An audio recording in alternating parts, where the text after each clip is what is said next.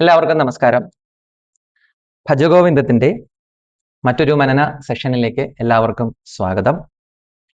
ഇന്ന് നമ്മൾ കാണാൻ പോകുന്നത് ഒരുപക്ഷെ ഭജഗോവിന്ദവുമായിട്ട് ബന്ധപ്പെട്ട് ഏറ്റവും അധികം പ്രശസ്തമായ ഒരു പദസമുച്ചയമുണ്ട്. അത് മറ്റൊന്നുമല്ല, ഉദരനിമിത്തം ബഹുകൃതവേഷം. എല്ലാവരും സ്ഥാനത്തും അസ്ഥാനത്തും ഒക്കെ ഉപയോഗിച്ചു വരുന്ന ഒരു പദസമുച്ചയമാണ്. ആ സമുച്ചയം വരുന്ന ശ്ലോകമാണ് നമ്മൾ ഇന്ന് പരിചയപ്പെടാൻ പോകുന്നത്. ഇന്ന് നമ്മൾ ക്ലാസ്സിൽ എടുക്കാൻ പോകുന്ന വിഷയം എന്ന് പറയുന്നത് എന്താണ് ഉദരനിമിത്തം ബഹുകൃത വേഷം എന്ന് ഉള്ളത് കൊണ്ട് ആചാര്യസ്വാമികൾ എന്താണ് അവിടെ ഉദ്ദേശിച്ചിരിക്കുന്നത്, ആരാണ് ശരിയായിട്ടുള്ള, അതായത് ഉദരനിമിത്തമല്ലാതെ വേഷം ധരിക്കുന്നവരുടെ പ്രത്യേകതകൾ എന്തൊക്കെയാണ്, ഉദരനിമിത്തം വേഷം ധരിക്കുന്നവരുടെ പ്രത്യേകതകൾ എന്തൊക്കെയാണ്, ഇവരെ സമീപിക്കുമ്പോൾ നമ്മൾ എങ്ങനെയായിരിക്കണം, ഇവരെ സമീപിക്കുന്ന ഒരു ശിഷ്യൻ എപ്രകാരം ആയിരിക്കണം, ഏതൊക്കെ രീതിയിലാണ് ഇവരെ നമ്മൾ സമീപിക്കേണ്ടത്, ഏതൊക്കെ ഘട്ടങ്ങളിലാണ് ഇവരെ നമ്മൾ സമീപിക്കേണ്ടത്, എങ്ങനെയാണ് ഇവരെ തമ്മിൽ വേർതിരിച്ചറിയാൻ സാധിക്കുന്നത്, ഇത്രയും കാര്യങ്ങളാണ് നമ്മൾ ഇന്നത്തെ ക്ലാസ്സിൽ ചർച്ചയ്ക്കെടുക്കുന്നത്. നമുക്ക് ആദ്യം ശ്ലോകം ഒന്ന് പരിചയപ്പെടാം. ശ്ലോകം എങ്ങനെയാണ്? ജഡിലോ മുണ്ടി ലുഞ്ചിതകേശഃ കാഷായാംബര ബഹുകൃതവേഷഃ പശ്യന്നപിചന പശ്യതി മൂഢോ ഉദരനിമിത്തം ബഹുകൃതവേഷം വേഷഃ. എന്താണ്? ജഡാധാരി, തലമുണ്ടനം ചെയ്തയാൾ, ഇനിയോ തലയിലെ ഓരോ രോമങ്ങളും പിഴുത് എടുത്തയാൾ, ഇപ്രകാരം കാഷായ വേഷം ധരിച്ച പല പല വേഷങ്ങൾ. ഇത് ആദ്യത്തെ ശ്ലോകം. രണ്ടാമത്തെ ഭാഗം എന്താണ്? പശ്യന്നപിചന പശ്യതി മൂഢോ ഉദരനിമിത്തം ബഹുകൃതവേഷം. സത്യം എന്തെന്ന് പഠിച്ച് അറിയുന്നുണ്ടെങ്കിലും അതിനെ അനുഭവിക്കാൻ കഴിയാത്ത മൂഢന്മാർ വയറ്റുപിഴപ്പിനായി മാത്രം വിവിധ വേഷം ധരിച്ചവരാണ്. ഇതാണ് ശ്ലോകത്തിന്റെ അർത്ഥം. രണ്ടാമത്തെ പകുതിയാണ് നമ്മൾ ശ്രദ്ധിക്കേണ്ടത്. സത്യം എന്തെന്ന് പഠിച്ചുള്ള അറിവുണ്ടെങ്കിലും ശാസ്ത്രജ്ഞാനമുണ്ടെങ്കിലും അതിനെ അനുഭവിക്കാൻ കഴിയാത്ത മൂഢന്മാർ. ഭഗവാൻ ഉപയോഗിച്ച വാക്ക് വീണ്ടും മൂഢന്മാർ. അപ്പോൾ അറിവുണ്ട്, അനുഭവമില്ല, അത് മൗഢ്യമാണ്. മൂഢന്മാർ അവരെന്താണ്? വയറ്റുപിഴപ്പിനായി വേഷം ധരിക്കുന്നു. അവർ ഏത് വേഷം ധരിച്ചാലും, അതിൽ കാഷായാംബരം എന്നൊന്നുമില്ല, കാഷായം ധരിച്ചാലും മറ്റേത് നിറത്തിലുള്ള വസ്ത്രം ധരിച്ചാലും ശാസ്ത്രത്തിൽ പറയുന്നത് അനുഭവത്തിൽ കൊണ്ടുവരാത്തിടത്തോളം കാലം, അതിനെ പ്രായോഗികമായി കൊണ്ടുവരാൻ താല്പര്യപ്പെടാത്തിടത്തോളം കാലം അവർ മൂഢന്മാരാണ്. അവർ ജീവിക്കുന്നത് വലിയ ഒരു മൗഢ്യത്തിലാണ്. ഇതാണ് ഈ ശ്ലോകത്തിന്റെ അർത്ഥം. ഇതിനെക്കുറിച്ച് ഏറ്റവും നല്ല ഒരു കമന്ററി ഞാൻ വായിച്ചത് ചിന്മയാനന്ദ സ്വാമികളുടേതാണ്. ചിന്മയാനന്ദ സ്വാമികൾ പറയുന്നത് ഈ ലോകത്തെ ഏറ്റവും അധികം കറപ്റ്റ് ചെയ്തത്, ഈ ലോകത്തെ ഏറ്റവും അധികം എന്താ പറയാ, അഴിമതി വൽക്കരിച്ചത് ആരാണ്? അഴിമതി വൽക്കരിച്ചത് ഇത്തരത്തിലുള്ള മനുഷ്യരാണ്. ഇവർക്ക് പഠിച്ചുള്ള അറിവുണ്ട്, പക്ഷെ അനുഭവങ്ങളിലേക്ക് അത് കൊണ്ടുവരാൻ അവർക്ക് സാധിക്കുന്നില്ല. ഇങ്ങനെയുള്ള ആൾക്കാരാണ് ഈ ലോകത്ത് ഏറ്റവും അധികം ഈ ലോകത്തെ കറപ്റ്റഡ് ആക്കിയിരിക്കുന്നത്. ഇവരുടെ ഒരു പ്രത്യേകത, സ്വാമിജി പറയുന്നത് ഇവർക്കൊരു പ്രത്യേകതയുണ്ട്. ഇവരുടെ മനഃശാസ്ത്രം എന്ന് പറഞ്ഞാൽ വളരെ ലളിതമാണ്. എന്താന്ന് വെച്ചാൽ ഏറ്റവും കുറഞ്ഞ പ്രയത്നത്തിൽ ഏറ്റവും അധികം സുഖം എന്നതാണ് ഇവരുടെ മോട്ടോ. ഏറ്റവും കുറഞ്ഞ ഒരു പ്രയത്നമേ പാടുള്ളൂ. പക്ഷെ ഈ ലോകത്തിന്റെ എല്ലാ താക്കോൽ സ്ഥാനങ്ങളിലും, എല്ലാ ഒരു ഹൈറാർക്കി ഉണ്ടെങ്കിൽ അതിന്റെ തലപ്പത്ത് തങ്ങൾ ഉണ്ടായിരിക്കണം എന്നുള്ള കണക്കുകൂട്ടലാണ് ഇവരെ മുന്നോട്ട് നയിക്കുന്നത്. അപ്പൊ ഇങ്ങനെയുള്ള മനുഷ്യർ, ഇവരാണ് ഈ ലോകത്തെ ഏറ്റവും അധികം കറപ്റ്റഡ് ആക്കുന്നത്. ഈ ഒരു മാനസികാവസ്ഥയുടെ പ്രത്യേകതകൾ എന്തൊക്കെയാണ്? ഇവർക്ക് സ്വയം ഒരു ബോധ്യമുണ്ട്. എന്താണിത്? നിയമങ്ങൾ സാമാന്യ ജനങ്ങൾക്ക് പാലിക്കാൻ വേണ്ടിയുള്ളതാണ്. നിയമങ്ങളൊന്നും തന്നെ തങ്ങൾക്ക് വേണ്ടി ഉള്ളതല്ല. ഇങ്ങനെയൊരു സെൻസ്, ഇങ്ങനെയൊരു ബോധ്യത്തിലാണ് ഇവർ ജീവിക്കുന്നത്. ഈ ഒരു നിശ്ചിത ശതമാനം മനുഷ്യർ ഇങ്ങനെയുണ്ട് എന്ന് തന്നെയാണ് സ്വാമിജി പറയുന്നത്. എല്ലാ കാലത്തും അവരുണ്ടായിരുന്നു. ഒരു നിശ്ചിത ശതമാനം മനുഷ്യർ, എല്ലാവർക്കും ഏറ്റവും കുറഞ്ഞ പ്രയത്നത്തിലൂടെ പോകണം എന്നുള്ള ആഗ്രഹമൊക്കെ ഉണ്ട്. പക്ഷെ നമ്മൾ നേരത്തെ കണ്ടതുപോലെ അധ്വാനിച്ചും നിയമങ്ങൾ അനുസരിച്ചും മുമ്പോട്ട് പോകാനാണ് ബഹുഭൂരിപക്ഷം മനുഷ്യരും ശ്രമിക്കുക. അതുകൊണ്ടാണ് ഈ ലോകം ഇങ്ങനെ നിൽക്കുന്നത്. പക്ഷേ കുറച്ച് സമർത്ഥന്മാര്, സാമർഥ്യം കൂടുതലുള്ളവർ, അവർ രാഷ്ട്രീയത്തിലുണ്ട്, അവർ സ്പിരിച്വാലിറ്റിയിലുണ്ട്, അവർ എല്ലാ മേഖലകളിലും ഉണ്ട്. അവർക്ക് സാമർഥ്യം കൂടുതലാണ്. സാമർഥ്യം കൂടുതൽ എന്ന് പറഞ്ഞാൽ പ്രയത്നിക്കാതെ എന്ത് കിട്ടണം? പദവി കിട്ടണം, പ്രയത്നിക്കാതെ സുഖം കിട്ടണം, പ്രയത്നിക്കാതെ ആദരവ് കിട്ടണം. ഇതാണ് അവരുടെ ഉദ്ദേശം. ഇതിനു വേണ്ടിയിട്ടാണ് അവർ അവരുടെ ബുദ്ധി മുഴുവൻ ഉപയോഗിക്കുന്നത്. ഇങ്ങനെ ഉപയോഗിച്ച ഒരു വർഗം ഭാരതത്തിലും ഉണ്ടായിരുന്നു. ഇവരുടെ പ്രത്യേകത എന്ന് പറഞ്ഞാൽ ഇവർക്ക് നിയമങ്ങളൊന്നും ബാധകമല്ല എന്ന് ആദ്യം തന്നെ ഇവർക്ക് ഒരു ഉറച്ച ബോധ്യമുണ്ട്. അതുകൊണ്ട് തന്നെ ഈ നിയമങ്ങളെ മറികടന്നു പോകാനും എളുപ്പ വഴികളിലൂടെ കാര്യം സാധിക്കാനും ഇവർക്ക് തനതായ ഒരു കഴിവ് തന്നെയുണ്ട്. ഈ സാമർഥ്യക്കാർക്ക് ഒരു തനതായ കഴിവെന്ന് പറഞ്ഞാൽ നിയമങ്ങളെ മറികടന്നു പോയി എളുപ്പ വഴികൾ കണ്ടെത്തി കാര്യങ്ങൾ സാധിക്കുക എന്ന് പറയുന്നത് സൊസൈറ്റിയുടെ ഒരു ആകെയുള്ള ക്ഷേമമൊന്നും ഒരു കാലത്തും ഇവരെ അലട്ടിയിട്ടില്ല. പകരം തങ്ങളും തങ്ങളുടെ പ്രിയപ്പെട്ടവരും അടങ്ങുന്ന ഒരു ന്യൂനപക്ഷത്തിന് എന്നും ഒന്നാം സ്ഥാനം ഉണ്ടായിരിക്കണമെന്നുള്ള നിർബന്ധ ബുദ്ധി, ശാഠ്യം മാത്രമായിരുന്നു ഇവർക്ക് ഉണ്ടായിരുന്നത്. ഇനി ഇവരുടെ ധാർമ്മിക ബോധം, അതായത് ഭാരതത്തിന്റെ ആണിക്കല്ലായിട്ടുള്ള ഒന്നാണ് ധർമ്മബോധം. ഭാരതം നിലനിൽക്കുന്ന ഒരു പില്ലർ എന്ന് പറയുന്നത് ധർമ്മബോധമാണ്. ഓരോ മനുഷ്യനും ധർമ്മ സംഘട്ടനത്തിലാണ്. അപ്രകാരമാണ് നമ്മുടെ പരമഗുരു ആയിട്ടുള്ള വേദവ്യാസൻ നമ്മളെ ചമച്ചിരിക്കുന്നത്. ഇതിഹാസ വായനയിലൂടെ കടന്നു പോകുന്ന ഓരോ ഭാരതീയനും ധർമ്മ സംഘർഷങ്ങളിലൂടെ കടന്നു പോകണം, ധർമ്മ സംഘട്ടനങ്ങളിലൂടെ കടന്നു പോയിക്കൊണ്ടിരിക്കണം. പ്രത്യേകിച്ച് മഹാഭാരതം. ഇങ്ങനെയുള്ള ധർമ്മ സംഘട്ടനങ്ങൾ അല്ലെങ്കിൽ എത്തിക്കൽ ഡിലമാസ്, ഇത് ആർക്കുണ്ടാവില്ല? ഈ പറയുന്ന കൂട്ടർക്കുണ്ടാവില്ല. ദുര്യോധനന് ഒരിക്കലും ധർമ്മ സംഘർഷം ഉണ്ടായിട്ടില്ല, അർജുനന് അത് മാത്രമേ ഉണ്ടായിട്ടുള്ളൂ. അവർ തമ്മിലുള്ള വ്യത്യാസം നമ്മൾ മനസ്സിലാക്കണം. യുദ്ധഭൂമിയിൽ വെച്ച് ധർമ്മ സംഘട്ടനം നടന്നത് ആരുടെ ഉള്ളിലായിരുന്നു? അർജുനന്റെ ഉള്ളിലാണ്. ദുര്യോധനന്റെ ഉള്ളിലോ അദ്ദേഹത്തിന്റെ സഹോദരന്മാർക്കോ അദ്ദേഹത്തിന്റെ മിത്രങ്ങൾക്കോ അപ്രകാരമുള്ള യാതൊരു ബുദ്ധിമുട്ടുകളുമില്ല. ഒറ്റ ബുദ്ധിയായിട്ടാണ് അവരവിടെ വന്നു നിന്നത്. ധർമ്മ സംഘട്ടനങ്ങൾ എന്താണെന്ന് അവർക്ക് അറിയില്ല. ഇത് തന്നെയാണ് അവരുടെ പ്രശ്നവും. അപ്പൊ ഇതുപോലെയുള്ള ദുര്യോധനന്മാരെയൊക്കെ നമ്മൾ പിന്നീട് കാണുന്നത് നമ്മുടെ ജീവിതത്തിൽ ഇപ്രകാരമുള്ള മനുഷ്യരിലാണ്. അതിനെ ഏറ്റവും അധികം അഴിമതിവൽക്കരിച്ച, നമ്മുടെ മുഴുവൻ വ്യവസ്ഥയെയും അപജയത്തിലേക്ക് കൊണ്ടുപോയ ഒരു കൂട്ടം മനുഷ്യർ. അവർക്ക് ധർമ്മബോധം എന്ന് പറയുന്നത് അതിന്റെ ഏറ്റവും താണപടിയിലുള്ളതാണ്. ധർമ്മ സംഘട്ടനങ്ങളെ ഇല്ല. അവർക്ക് ഒരേ ഒരു ഉദ്ദേശമേ ഉള്ളൂ, തങ്ങൾക്ക് സുഖമായിരിക്കണം. ഗോഡ് ബ്ലസ് അമേരിക്ക എന്നാ പറയുന്നത്. ഭാരതം പറയുന്നത് ലോകാ സമസ്ത സുഖിനോ ഭവന്തു. രണ്ട് ജീവിത ആഭിമുഖ്യങ്ങളാണ്. അമേരിക്കയുടെ പ്രാർത്ഥന അതാണ്, ഗോഡ് ബ്ലസ് അമേരിക്ക. അപ്പൊ ഈ രണ്ട് രീതിയിൽ നമുക്ക് ലോകത്തെ നോക്കിക്കാണാം. നമുക്ക് സുഖമുണ്ടായിരിക്കട്ടെ, എനിക്ക് മാത്രം സുഖമുണ്ടായിരിക്കട്ടെ എന്നുള്ള രീതിയിൽ പ്രാർത്ഥിക്കാം. അതല്ലെങ്കിൽ ലോകത്തിന് മൊത്തം സുഖമുണ്ടായിരിക്കട്ടെ എന്നുള്ള രീതിയിൽ പ്രാർത്ഥിക്കാം. ഞാനൊരു പൂവാണെങ്കിൽ എനിക്ക് വിടരണമെങ്കിൽ വസന്തമാണ് വരേണ്ടതെന്ന് അറിയുന്നവനാണ് ലോകാ സമസ്ത സുഖിനോ ഭവന്തു എന്ന് പ്രാർത്ഥിക്കുന്നത്. എന്റെ പൂന്തോട്ടത്തിൽ മാത്രം വസന്തം വിരുന്നെത്തണം എന്ന് ആഗ്രഹിക്കുന്ന അല്പചേതസ്സുകളാണ് മറിച്ച് ചിന്തിക്കുന്നത്. ഈ ഒരു വലിയ വ്യത്യാസമുണ്ട്. അപ്പൊ ഇതാണ് ഇവരുടെ ഒരു മനഃശാസ്ത്രമായിട്ട് ചിന്മയാനന്ദ സ്വാമികൾ എടുത്തു പറഞ്ഞ ഒരു സംഗതി. ഇവർക്ക് ധർമ്മബോധമോ ധർമ്മ സംഘട്ടനങ്ങളോ ഉണ്ടാവില്ല.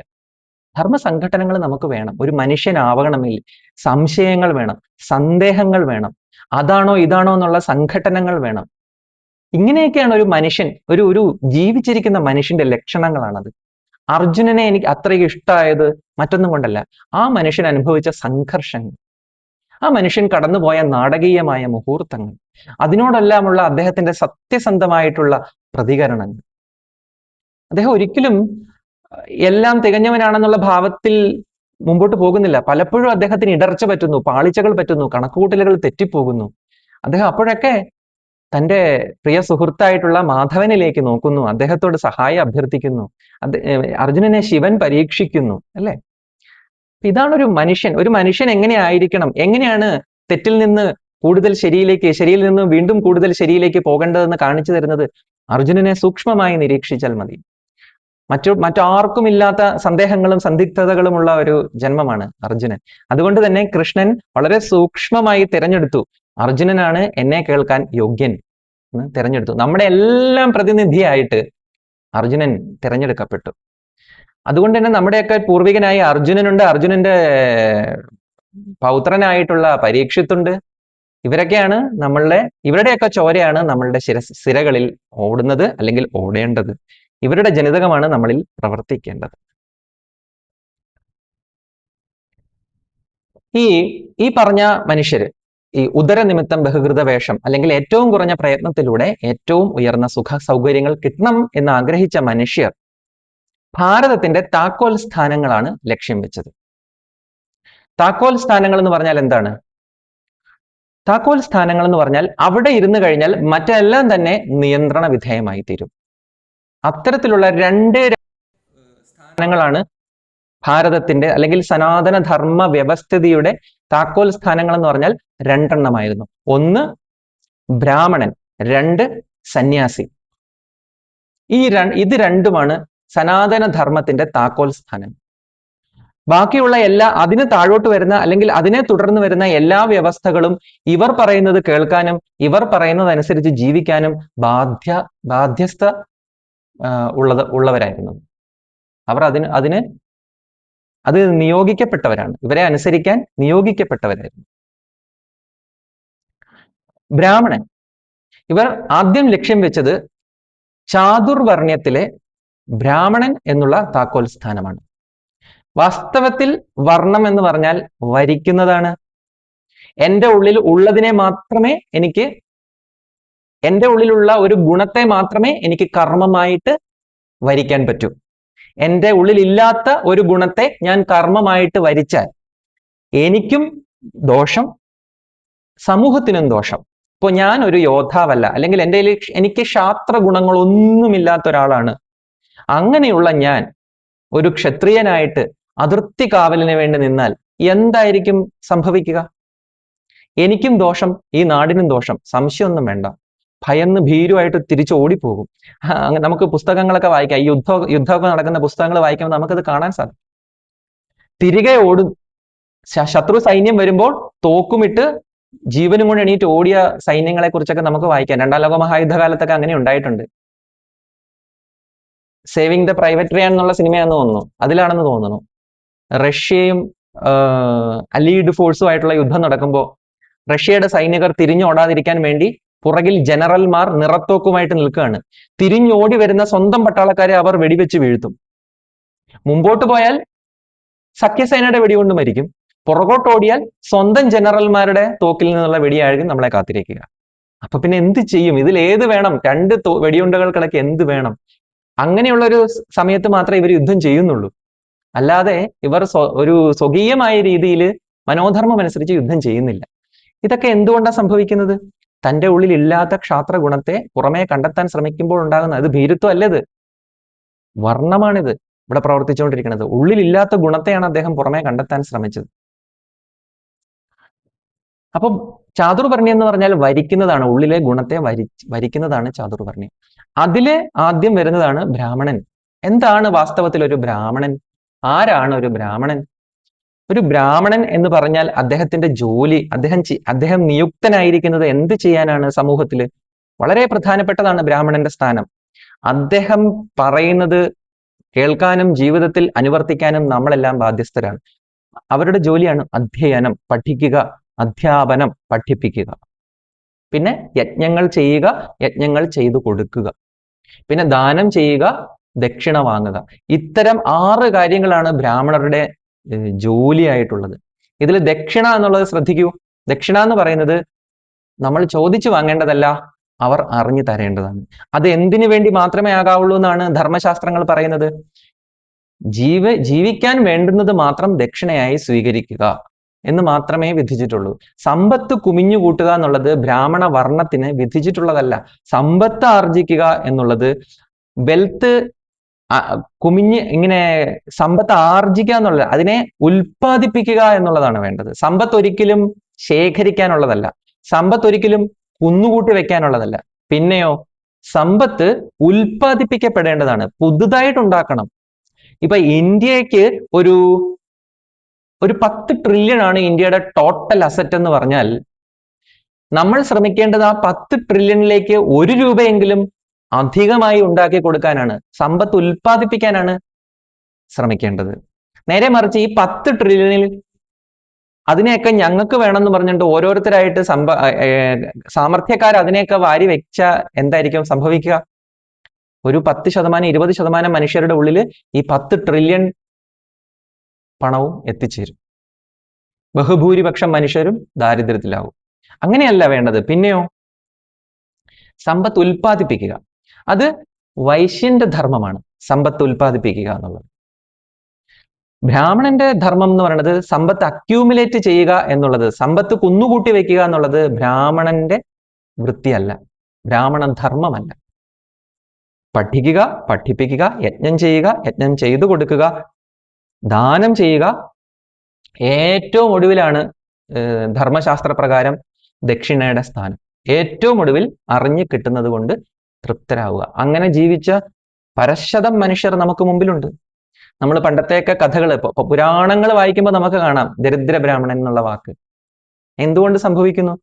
ദരിദ്രൻ എന്ന് പറഞ്ഞാൽ ആവശ്യത്തിന് മാത്രം പണമുള്ള ഒരു വർണ്ണമാണ് ബ്രാഹ്മണൻ. ഈ ബ്രാഹ്മണനെ സംരക്ഷിക്കാൻ മറ്റുള്ളവർ ബാധ്യസ്ഥരാകുന്നത് അതുകൊണ്ടാണ്. ക്ഷത്രിയനും വൈശ്യനും എല്ലാം തന്നെ ഈ ബ്രാഹ്മണനെ സംരക്ഷിക്കാൻ ബാധ്യസ്ഥനാകുന്നതെന്ന് പറഞ്ഞാൽ ഇദ്ദേഹമാണ് പഠിക്കുകയും പഠിപ്പിക്കുകയും ചെയ്യേണ്ടത്. തങ്ങൾ മറ്റു ജോലികളിൽ വ്യാപൃതനായിരിക്കുമ്പോൾ പഠിക്കുകയും പഠിപ്പിക്കുകയും ചെയ്യേണ്ടത് ഇദ്ദേഹത്തിന്റെ ജോലിയാണ്, ബ്രാഹ്മണന്റെ ജോലിയാണ്. അപ്പോൾ അയാളെ സംരക്ഷിക്കേണ്ടത് ക്ഷത്രിയന്റെയും വൈശ്യന്റെയും ധർമ്മമായിട്ട് വരും. ഇവരെ എല്ലാം പരിചരിക്കുക എന്നുള്ളതാണ് ശൂദ്രന്റെയും ജോലി. ഇവിടെ നമ്മൾ മനസ്സിലാക്കേണ്ട ഒരു കാര്യം, പിന്നെ ഭഗവത്ഗീതയിലും പറയുന്നുണ്ട് ബ്രാഹ്മണന്റെ ഗുണങ്ങളെക്കുറിച്ച്. അത് ഒരു നീണ്ട ലിസ്റ്റ് തന്നെയുണ്ട്. ശമം, ദമം എന്ന് തുടങ്ങി ക്ഷമ, ആർജവം, ഇങ്ങനെ ഒരു 10 ഗുണപ്രധാനമായിട്ടുള്ള ഒരു 1/2 ഡസൻ ഗുണങ്ങളാണ് അവിടെ വർണ്ണിച്ചിരിക്കുന്നത്. അപ്പൊ സമ്പന്നനാണ് ആര്? ബ്രാഹ്മണൻ എന്ന് പറയുന്നത്. അപ്പൊ ഇത് താക്കോൽ സ്ഥാനമാണ്. ഈ ബ്രാഹ്മണൻ പറയുന്നത് ക്ഷത്രിയൻ കേൾക്കണം, ബ്രാഹ്മണൻ പറയുന്നത് വൈശ്യൻ കേൾക്കണം, ബ്രാഹ്മണൻ പറയുന്നത് ശൂദ്രനും കേൾക്കണം. കാര്യം അധ്യയനവും അധ്യാപനവുമാണ് ഇദ്ദേഹത്തിന്റെ ധർമ്മം. ഇവിടെയാണ് നമുക്ക് ആദ്യത്തെ പിഴവ് പറ്റിയത്. ഇവിടേക്ക് ഉദരനിമിത്തം ബഹുകൃത വേഷം ധാരികൾ വന്നപ്പോൾ എന്ത് സംഭവിച്ചു? ഈ പറയുന്ന ഒരു ഗുണവും അവർക്കുണ്ടാവില്ല. ഏത്? ശമദമാദികൾ ഒന്നും തന്നെ ഇവർക്കുണ്ടാവില്ല. നമ്മൾ നേരത്തെ കണ്ടു കഴിഞ്ഞു. ഏറ്റവും താണപടിയിലുള്ള ധർമ്മബോധമാണ് ഇവരെ നയിക്കുന്നത്. അപ്പൊ ശമോ ദമോ എന്താണെന്ന് പോലും അവർക്ക് മനസ്സിലാവില്ല. പക്ഷെ അവർക്ക് സ്ഥാനം വേണം. ക്ഷത്രിയന്റെയും വൈശ്യന്റെയും ശൂദ്രന്റെയും ആദരവും ബഹുമാനവും ലഭിക്കണം. അങ്ങനെ ലഭിക്കണമെങ്കിൽ ഇരിക്കേണ്ട താക്കോൽ സ്ഥാനം എന്ന് പറയുന്നത് ബ്രാഹ്മണ്യമാണ്. അല്ലെങ്കിൽ പൗരോഹിത്യം എന്നാണ് എന്റെ പേര്. അധ്യയനവും അധ്യാപനവും പിന്നെ യജ്ഞങ്ങൾ ചെയ്യുക, യജ്ഞങ്ങൾ ചെയ്തു കൊടുക്കുക എന്നൊക്കെയുള്ള കർമ്മങ്ങൾ ഇവർ ഏറ്റെടുത്ത് നടത്താൻ തുടങ്ങി. ഇവർക്ക് ഉള്ളിൽ എന്തില്ല? അങ്ങനെയുള്ള ഗുണങ്ങൾ ഇല്ലെങ്കിൽ പോലും അങ്ങനെയുള്ള ഗുണങ്ങൾ തങ്ങളിൽ ഉണ്ട് എന്ന് ആരോപിച്ചുകൊണ്ടും മറ്റുള്ളവരെ വിശ്വസിപ്പിച്ചുകൊണ്ടും താക്കോൽ സ്ഥാനങ്ങളിലേക്ക് അവർ സ്വയം വന്നിരുന്നു. അവർ സ്വയം അത് കൈയടക്കി വെച്ചു. ഇതാണ് നമ്മുടെ സനാതന ധർമ്മത്തിന് കിട്ടിയ ആദ്യത്തെ വെട്ട്.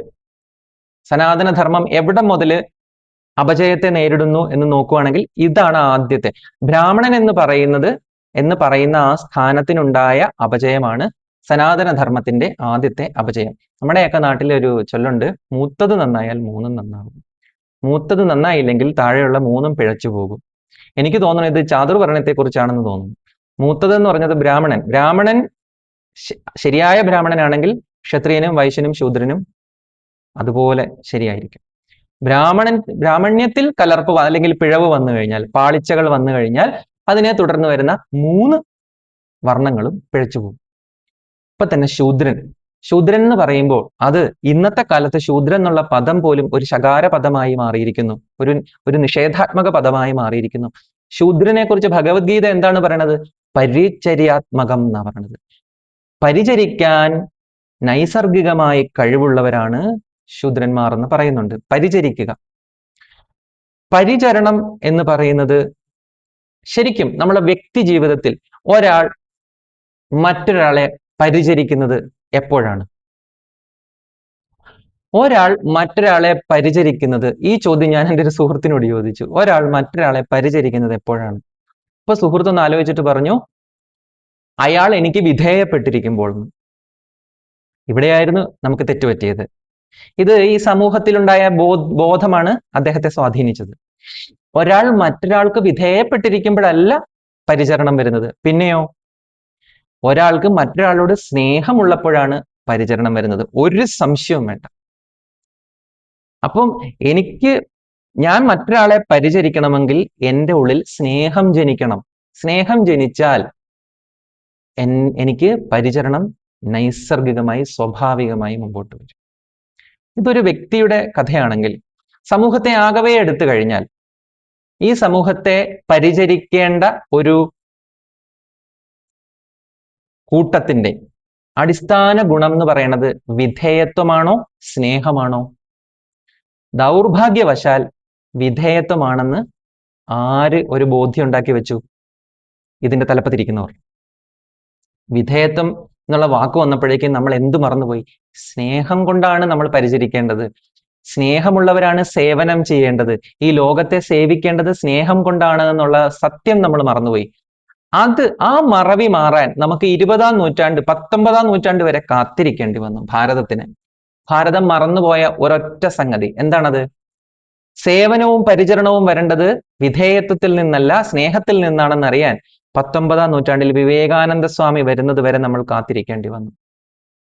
വിവേകാനന്ദ സ്വാമി വന്നിട്ടാണ് പറയുന്നത്, നിങ്ങൾ ആദ്യം മനുഷ്യനെ സേവിക്കൂ എന്നാണ് പറയുന്നത്. വേദാന്തം പഠിക്കാൻ വന്നവരോട് അദ്ദേഹം പറഞ്ഞത്, നിങ്ങൾ മനുഷ്യനെ സേവിക്കൂ. അതാണ് പ്രായോഗിക വേദാന്തം എന്ന് അദ്ദേഹത്തിന് പറയേണ്ടി വന്നു. അദ്ദേഹം ഒരു പുതിയ വാക്ക് തന്നെ ഉണ്ടാക്കി, പ്രായോഗിക വേദാന്തം. എന്താണ് പ്രായോഗിക വേദാന്തം? ഞാൻ നിന്നെ സേവിക്കുന്നു, ഞാൻ നിന്നെ പരിചരിക്കുന്നു, അതിന് ഞാൻ സർവദാ സന്നദ്ധനാണ്. എൻ്റെ സഹോദരങ്ങളുടെ ക്ഷേമത്തിന് ഞാൻ ബാധ്യസ്ഥത ഏറ്റെടുക്കുന്നു. ഈ നാടിന്റെ ക്ഷേമത്തിനും പുരോഗതിക്കും വേണ്ടി ഞാൻ സ്വയം ബാധ്യസ്ഥനാവുന്നു. ഈ മുങ്ങിപ്പോകുന്ന കപ്പലിലേക്ക്, ഭാരതമാകുന്ന ഈ കപ്പൽ അനേക ശതം വർഷങ്ങളിലൂടെ അനേകം ജീവന്മാരെ സംസാര സാഗരത്തിനപ്പുറത്ത് എത്തിച്ചതാണ് ഈ ഭാരതം എന്ന ഈ വലിയ കപ്പൽ. ഇന്ന് അതിലൊരു തുള വീണിരിക്കുന്നു, അതിലൂടെ വെള്ളം കടക്കുന്നു. നമ്മൾ എന്താ വേണ്ടത്? അതിനെ ശപിക്കുകയല്ല വേണ്ടത്, അതിന്റെ ചരിത്രത്തെ ഭർസിക്കുകയല്ല വേണ്ടത്. സ്വന്തം തലച്ചോറും ഹൃദയവും പറിച്ചെടുത്ത് ആ ദ്വാരത്തിൽ വെച്ച് ആ ദ്വാരം അടയ്ക്കുക. അങ്ങനെ ആ കപ്പലിനെ രക്ഷിക്കുക. ഇങ്ങനെ നിങ്ങൾ ചെയ്താൽ ഞാൻ നിങ്ങളുടെ മുമ്പിൽ നിൽക്കും, നിങ്ങളോടൊപ്പം ഞാനും ഉണ്ടാകും. മുങ്ങുകയാണെങ്കിൽ നമുക്ക് ഒരുമിച്ച് മുങ്ങാം എന്ന് പറഞ്ഞ ഒരു പിതാമഹൻ, രാഷ്ട്രപിതാമഹൻ നമുക്കുണ്ടാവേണ്ടി വന്നു. സ്നേഹം എന്താണെന്ന് നമ്മളെ പഠിപ്പിക്കാൻ, സേവനം എന്താണെന്ന് നമ്മളെ വീണ്ടും പഠിപ്പിക്കാൻ, പരിചരണം എന്താണെന്ന് വീണ്ടും, ഗീതയുടെ തത്വങ്ങൾ വീണ്ടും പറഞ്ഞു തരാൻ ഒരു സാരഥി, പാർത്ഥസാരഥി നമുക്ക് വീണ്ടും വേണ്ടി വന്നു. അത് വിവേകാനന്ദ സ്വാമിയിലൂടെ സംഭവിച്ചു. അന്ന് ഒരർജുനനാണ് ഇത് പകർന്നു കൊടുത്തിരുന്നതെങ്കിൽ ഈ 19-ാം നൂറ്റാണ്ടിൽ 20 കോടി അർജുനന്മാർക്ക് വിവേകാനന്ദ സ്വാമി ഇത് പറഞ്ഞു കൊടുക്കേണ്ടി വന്നു. സ്നേഹത്തിൽ നിന്നാണ് എന്തുണ്ടാകുന്നത്? പരിചരണം ഉണ്ടാകുന്നത്. ശരി, അപ്പൊ ഇതാണ് താക്കോൽ സ്ഥാനം ബ്രാഹ്മണ്യമാണ്. അതിൽ ബാക്കി വരുന്നവരെല്ലാം ഈ താക്കോൽ സ്ഥാനത്തിന് തുടർന്നാണ് വരുന്നത്. അപ്പോൾ ഇതിലേക്ക് ഈ ഉദരനിമിത്തം ബഹുകൃതവേഷം എന്ന് പറഞ്ഞ ഒരു പ്രത്യേക വിഭാഗം അതിനെ കൈയടക്കി, ബ്രാഹ്മണ്യത്തെ കൈയടക്കുകയും തുടർന്നുണ്ടായതാണ് നമ്മൾ ഭാരതത്തിനുണ്ടായ അപജയം പിന്നീട് കാണുന്നതും. ഇപ്പോൾ നമ്മൾ വീണ്ടും നമ്മുടെ പഴയകാല മഹത്വത്തെ വീണ്ടെടുക്കുന്ന ഒരു ഘട്ടത്തിലേക്ക്, 19-ാം നൂറ്റാണ്ടിന് ശേഷം ഒരുപാട് മാറ്റങ്ങളുണ്ട്. വീണ്ടും നമ്മൾ നമ്മളുടെ വർണ്ണത്തെ സ്വയം ഭരിക്കുന്ന ഒരു തുറന്ന സമൂഹത്തിലേക്ക് നമ്മൾ വീണ്ടും ഇറങ്ങി വരികയും ചെയ്തിരിക്കുന്നു. ഇനി രണ്ടാമത്തെ താക്കോൽ സ്ഥാനം എവിടെയാണ് ഇരിക്കുന്നത്? അത് ചതുരാശ്രമങ്ങളുടെ താക്കോൽ സ്ഥാനമായ സന്യാസത്തിലാണ്. ചതുരാശ്രമങ്ങളുണ്ട്. എന്തൊക്കെയാണത്? ബ്രഹ്മചര്യം, ഗാർഹസ്ഥ്യം, വാനപ്രസ്ഥം, സന്യാസം. ഇതിലെ ഏറ്റവും കീ പോസ്റ്റ് എന്ന് പറയുന്നത് ഏതാണ്? സന്യാസിയാണ്. സന്യാസി പറയുന്നത് ബ്രഹ്മചാരിയും ഗൃഹസ്ഥനും വാനപ്രസ്ഥിയും കേൾക്കാൻ ബാധ്യസ്ഥനാണ്. സന്യാസിയെ സംരക്ഷിക്കാൻ ഈ പറയുന്ന ഗൃഹസ്ഥന് ബാധ്യതയുണ്ട്, സമൂഹത്തിന് ബാധ്യതയുണ്ട്. അപ്പൊ ശരിക്കുള്ള സന്യാസിയുടെ ലക്ഷണം എന്താണെന്നൊക്കെ പറയുന്നുണ്ട്. ജ്ഞാനം സന്യാസിയുടെ ലക്ഷണമാണ്. കർമ്മഫല ത്യാഗം സന്യാസത്തിന്റെ ലക്ഷണമാണ്.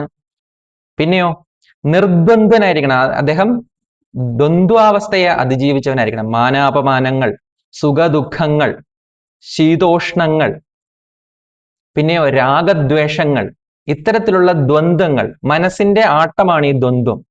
ഒന്നുകിൽ അത് അല്ലെങ്കിൽ ഇത്.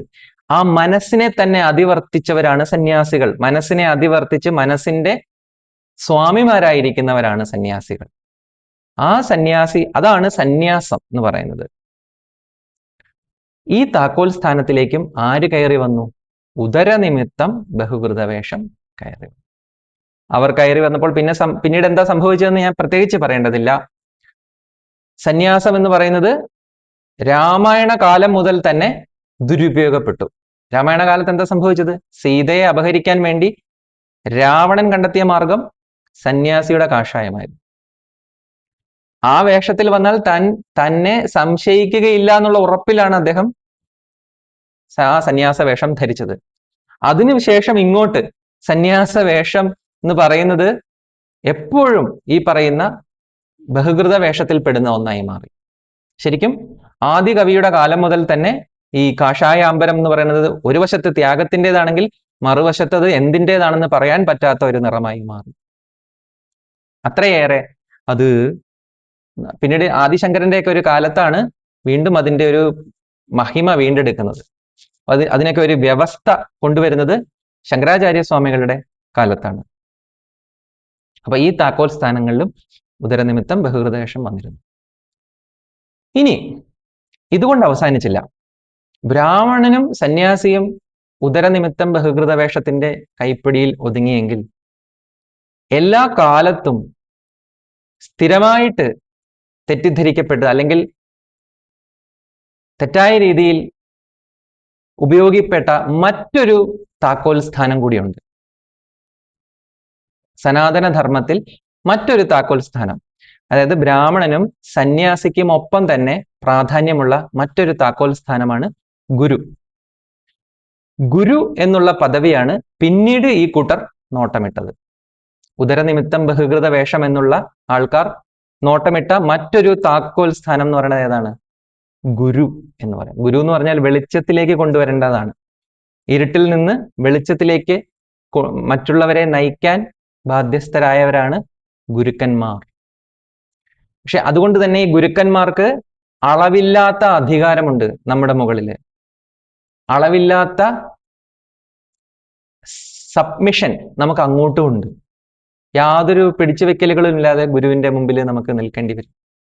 സബ്മിസീവായിട്ട്, സമർപ്പിതനായിട്ട് നിൽക്കേണ്ടി വരും. അപ്പോ അവിടെ നിൽക്കുന്ന ആള് ശരിക്കുള്ള ഗുരു അല്ലെങ്കിൽ അതൊരു ചോദ്യമാണ്. നമ്മൾ സകലതും, നമ്മുടെ തനു, അതായത് നമ്മുടെ ശരീരം, നമ്മുടെ മനസ്സ്, നമ്മുടെ ധനം, നമ്മുടെ സർവസ്വവും സമർപ്പിക്കേണ്ട പ്രത്യക്ഷ രൂപമാണ്, ഈശ്വര സ്വരൂപമാണ് ഗുരു. ഒരു വിധത്തിലുള്ള പിടിച്ചുവെക്കലുകളും ഇല്ലാതെ, പ്രതിരോധവും ഇല്ലാതെ നമ്മൾ അഴിഞ്ഞു വീഴേണ്ട സ്ഥലമാണ് ഗുരു. അങ്ങനെയുള്ള ഗുരു ശരിയായ ഗുരു അല്ലെങ്കിൽ എന്താകും സംഭവിക്കുക? ചൂഷണം, പച്ചയായ ചൂഷണം സംഭവിച്ചിരിക്കും. ഭാരതത്തിന് അങ്ങനെയും ഒരു വർത്തമാനകാലമുണ്ട്, ചരിത്രവുമുണ്ട്, വർത്തമാനകാലവുമുണ്ട്. അപ്പൊ നമ്മളെ ആദ്യം എന്താണ് ശരിക്കും ഒരു ഗുരു? നമ്മുടെ ശാസ്ത്ര ഗ്രന്ഥങ്ങളിൽ പറയുന്ന ഗുരുവിന്റെ ഗുണങ്ങൾ എന്തൊക്കെയാണ്? ഗുരു എന്ന് പറയുന്നത് എല്ലാ ശാസ്ത്ര ഗ്രന്ഥങ്ങളും പറയുന്ന ഒരു കാര്യമുണ്ട്: പഠിപ്പ് തികഞ്ഞ ആളായിരിക്കണം, ശ്രോത്രിയനായിരിക്കണം. ശാസ്ത്രങ്ങളിൽ പറഞ്ഞിരിക്കുന്ന കാര്യങ്ങൾ പ്രധാനമായിട്ട് അവിടെ ഉദ്ദേശിക്കുന്നത് ഉപനിഷത്താണ്. ഉപനിഷത്തിലും ഭഗവത്ഗീതയിലും ബ്രഹ്മസൂത്രത്തിലും ഒക്കെ പറയുന്ന ആത്മജ്ഞാനത്തെ പഠിച്ച ആളായിരിക്കണം ഒരു ഗുരു, ശ്രോത്രിയനായിരിക്കണം. അത് മാത്രമല്ല, സ്വയം പഠിച്ചിരിക്കുകയും വേണം, മറ്റൊരാൾക്ക് പറഞ്ഞു കൊടുക്കാനുള്ള വാക് ശക്തി ഉണ്ടായിരിക്കുകയും വേണം. സ്വയം പഠിച്ച് മിണ്ടാതിരിക്കുന്ന ധാരാളം പേരുണ്ട്. അവർ ഗുരു എന്ന് പറയുന്ന ആ വെളിച്ചമായിട്ട്, ആ പ്രകാശ ഗോപുരമായിട്ട് അവിടെ നിൽക്കുന്നില്ല. പകരം അജ്ഞാതരായിട്ട് അവർ പോവുകയാണ് ചെയ്യുക. അവർ സ്വയം പഠിച്ചു, സ്വയം അറിഞ്ഞു, അവരുടെ ജീവിതം നിറവേറി അവർ നടന്നു പോകുന്നു. അവർ സംസാരിക്കാറില്ല, അഥവാ സംസാരിച്ചാൽ അത് എതിരായി പോകുകയും ചെയ്യും. അങ്ങനെയുണ്ട്. സംസാരിക്കേണ്ടാത്തവർ സംസാരിച്ചാൽ അവർ ശാസ്ത്രത്തിനെതിരായിട്ട് സംസാരിക്കും. അങ്ങനെ ഉണ്ടായിട്ടുണ്ട് ചരിത്രത്തില്. ബോധോദയം സംഭവിച്ച വ്യക്തികൾ തന്നെ ബോധോദയത്തിനെതിരെ സംസാരിച്ചിട്ടുണ്ട് ചരിത്രത്തിൽ, ഈ സമീപകാല ചരിത്രത്തില്. അതിന് എല്ലാത്തിനും എതിരെ സംസാരിക്കേണ്ടി വരും. അപ്പൊ അങ്ങനെയുള്ളവർ സംസാരിക്കാതിരിക്കുക. കാര്യം അവർ സ്വയം അറിഞ്ഞ് നക്ഷത്രമായി ജ്വലിച്ചു നിന്ന് മറഞ്ഞു പോവുക എന്നുള്ളതാണ് അവരുടെ ധർമ്മം. മറ്റൊന്നും അവരുടെ ധർമ്മമല്ല. അപ്പം ഗുരു എന്ന് പറയുന്നത് ശ്രോത്രിയനാണ്. അദ്ദേഹം പഠിച്ചവനാണ്, പറഞ്ഞു കൊടുക്കാൻ ബാധ്യസ്ഥനാണ്. പറഞ്ഞു കൊടുക്കണ കല, അതൊരു കലയാണ്. മറ്റൊരാളെ കാര്യം പറഞ്ഞ് ധരിപ്പിക്കുക എന്ന് പറയുന്നത് എൻ്റെ ഉള്ളിലെ ആശയങ്ങളെ വാക്കുകളിലേക്ക് ആവാഹിച്ച് ആ വാക്കുകളെ നിങ്ങളുടെ ഹൃദയത്തിന്റെ അടിത്തട്ടിൽ എത്തിക്കുക എന്ന് പറയുന്നത് ഒരു ദൗത്യമാണ്, അതൊരു കലയാണ്. അങ്ങനെയുള്ള കല വശഗതമായിരിക്കണം ആർക്ക്? ഒരു ഗുരുവിന്. എന്നതുകൊണ്ടായോ ശ്രോത്രിയനായിരിക്കണം. രണ്ടാമത് എന്താ പറയണത്? ബ്രഹ്മനിഷ്ഠയുണ്ടായിരിക്കണം. എന്താണ് ബ്രഹ്മനിഷ്ഠ? ഏറ്റവും ലളിതമായിട്ട് പറഞ്ഞാൽ അനുഭവം. താൻ പഠിച്ചിരിക്കുന്നത് അനുഭവത്തിൽ വന്ന ആളിനെയാണ് നമ്മൾ ബ്രഹ്മനിഷ്ഠൻ എന്ന് പറയുന്നത്. ഇവിടെയാണ് ആചാര്യസ്വാമികൾ ഉപയോഗിച്ച വാക്ക്. നിങ്ങൾ 14-ാമത്തെ ശ്ലോകം എടുത്ത് നോക്കൂ. പശ്യന്നപിചന പശ്യതി മൂഢ എന്ന് പറയുന്നത്. അതായത് സത്യം എന്തെന്ന് പഠിച്ചിട്ടുണ്ടെങ്കിലും, അതായത് കാണുന്നുണ്ടെങ്കിലും എന്നാണ് ഉപയോഗിച്ചിരിക്കുന്നത്. സത്യം എന്തെന്ന് പഠിച്ചിട്ടുണ്ട്, പക്ഷേ അത് ന പശ്യതി, അത് കാണുന്നില്ല. കാണുന്നുണ്ടെങ്കിലും അതിനെ അറിയുന്നില്ല എന്ന് പറഞ്ഞാൽ എന്താ അർത്ഥം? പഠിച്ചത് അദ്ദേഹത്തിന് അനുഭവമായിട്ടില്ല. പഠിപ്പ്, ആ അറിവ് അദ്ദേഹത്തിന് വിവേകമായിട്ടില്ല. വിവേകമാക്കാൻ അദ്ദേഹത്തിന് താല്പര്യവുമില്ല. അദ്ദേഹത്തിന്റെ താല്പര്യം അവിടെയൊന്നുമല്ല. ഏത്? ഈ ഉദരനിമിത്തം ബഹുകൃതവേഷം ആ ശ്ലോകത്തിൽ പറഞ്ഞിരിക്കുന്നു. ഇവിടെ ഒരു ഗുരുവിന് വേണ്ടത് ശ്രോത്രിയനായിരിക്കണം, ബ്രഹ്മനിഷ്ഠനായിരിക്കണം, അനുഭവജ്ഞാനമുള്ളവനായിരിക്കണം. രാമകൃഷ്ണദേവൻ പറയുന്ന ഒരു ഉദാഹരണമാണ്. പാലെന്ന് കേട്ടിട്ടുണ്ടെങ്കിൽ, പാലിനെ കുറിച്ച് കേട്ടിട്ടുണ്ടെങ്കിൽ, പാലിനെ കുറിച്ച് വായിച്ചിട്ടുണ്ടെങ്കിൽ, പാലിനെ കുറിച്ച് പറയാൻ അറിയാമെങ്കിൽ അത് ജ്ഞാനം തന്നെയാണ്, അത് അറിവാണ്, സംശയമില്ല. ഇനി പാല് കുടിച്ചിട്ടുണ്ടെങ്കിൽ, പാല് കുടിച്ച് അത് ദഹിച്ചിട്ടുണ്ടെങ്കിൽ, പാല് കുടിച്ച് അത് ദഹിച്ച് നമ്മുടെ ശരീരത്തിന്റെ കലകളും പേശികളുമായി തീർന്നിട്ടുണ്ടെങ്കിൽ, അത് ശരീരത്തിന് പുഷ്ടി തന്നിട്ടുണ്ടെങ്കിൽ അതാണ് അനുഭവജ്ഞാനം, അതാണ് വിശേഷമായ ജ്ഞാനം, വിജ്ഞാനം എന്ന് ഗുരുദേവൻ പറയും. ഇതാണ് വേണ്ടത്.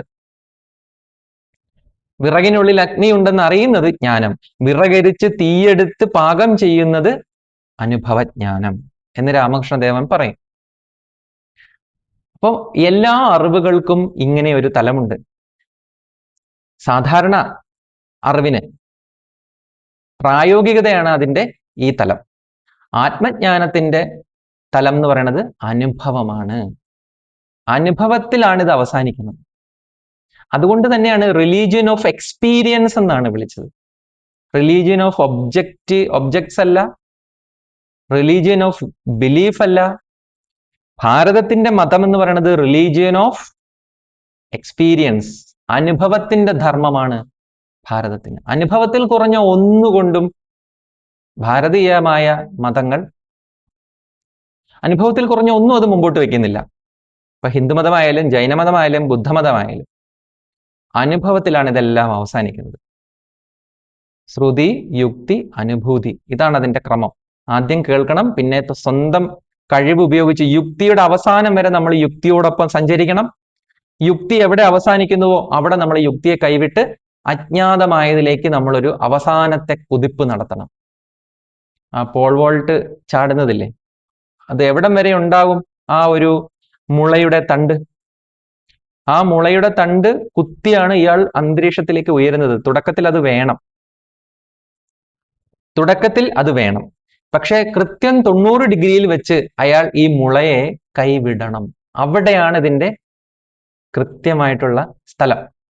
കൃത്യം 90 ഡിഗ്രിയിൽ അത് ഉയർന്നു നിൽക്കുമ്പോൾ ഈ മുളയെ അയാൾ കൈവിടുകയാണ്. ഇപ്പോൾ അയാൾ ഒന്നിലുമല്ല നിൽക്കുന്നത്. എന്നിട്ട് തന്റെ ലക്ഷ്യത്തിലേക്ക് കുതിക്കണം. അവിടെ അദ്ദേഹത്തിന് താങ്ങായിട്ട് ഒന്നുമില്ല, മുളവടിയില്ല. അദ്ദേഹം നേരെ ഭൂമിയുടെ ആകർഷണത്തിലേക്ക് വീഴുകയാണ്, ചെന്ന് വീണു കൊടുക്കുകയാണ്. ആനന്ദത്തിലേക്ക് ചെന്ന് വീഴുന്നു എന്ന് പറയുന്നത് പോലെ ചെന്ന് വീണു കൊടുക്കുകയാണ്. അപ്പൊ ഏതാണ് പോൾ വോൾട്ടിലെ ആ മുള എന്ന് പറയുന്നത്? ഇവിടെ എന്താണ്? നമ്മുടെ യുക്തിയാണ്. ഉപനിഷത്തിൽ നിന്നും ഗീതയിൽ നിന്നും ഒക്കെ കിട്ടുന്ന ജ്ഞാനത്തെ യുക്തി ഉപയോഗിച്ച് നമ്മൾ മുകളിലേക്ക് കൊണ്ടുപോകണം, ആകാശത്തിലേക്ക് ഉയരണം, ആശയപ്രപഞ്ചത്തിലേക്ക് ഉയരണം. താഴെ നിൽക്കരുത്. ആശയപ്രപഞ്ചത്തിലേക്ക് നമ്മൾ കുതിച്ചുയരണം. ഈ മുളന്തണ്ടിൽ പിടിച്ച് കൃത്യം 90 ഡിഗ്രി എത്തുമ്പോൾ അത് വിടണം. അതായത് യുക്തിക്ക് വരാവുന്ന ഒരു സ്ഥലമുണ്ട്, അവിടെ വരെ യുക്തി വരണം. അതിനു മുമ്പ് ഒരിക്കലും യുക്തി ഉപേക്ഷിച്ച് ഞാൻ വിശ്വാസിയാണെന്ന് പറയരുത്, ഞാൻ ഹിന്ദുമത വിശ്വാസിയാണെന്ന് പറയരുത്. യുക്തി ഉപയോഗിച്ച് മുമ്പോട്ട് പോവുക. യുക്തിക്ക് പോകാവുന്ന അവസാനത്തെ സ്റ്റേജ് വരെ, അവസാനത്തെ സ്റ്റേഷൻ വരെ യുക്തിയോടുകൂടി പോവുക. എന്നിട്ട് യുക്തിയെ ഉപേക്ഷിക്കുക. അവിടെ വിശ്വാസമില്ല, അവിടെ സമർപ്പണമാണുള്ളത്. അപ്പം യുക്തിയും പിന്നെ സമർപ്പണവും, ഇതാണ് ഹിന്ദുമതം. ഇതിനിടയ്ക്ക് വിശ്വാസത്തിന്റെ ഒരു സ്റ്റേജ് ഇല്ല നമുക്ക്. യുക്തിയും സമ്പൂർണ്ണ സമർപ്പണവും. The final jump, the final plunge into the unknown. അജ്ഞാതമായതിലേക്കുള്ള അവസാനത്തെ മുതലക്കൂപ്പ്, അതാണ് ഹിന്ദുമതം. അതിന് തൊട്ടു മുമ്പ് വരെ എന്തുണ്ട്? യുക്തിയുണ്ട്. അതാണ് ഒരു ഹിന്ദുമത വിശ്വാസിയെ മനസ്സിലാക്കുക വളരെ ബുദ്ധിമുട്ടാണ് യുക്തിവാദികൾക്ക്. ഇവർ ചില സമയത്ത് യുക്തി പറയും, ചില സമയത്ത് ഇവർ അതിനപ്പുറത്തുള്ള ആശയങ്ങൾ പറയുന്നു. ഇതാണ് എല്ലാ ഗുരുക്കന്മാരും അങ്ങനെയാണ്.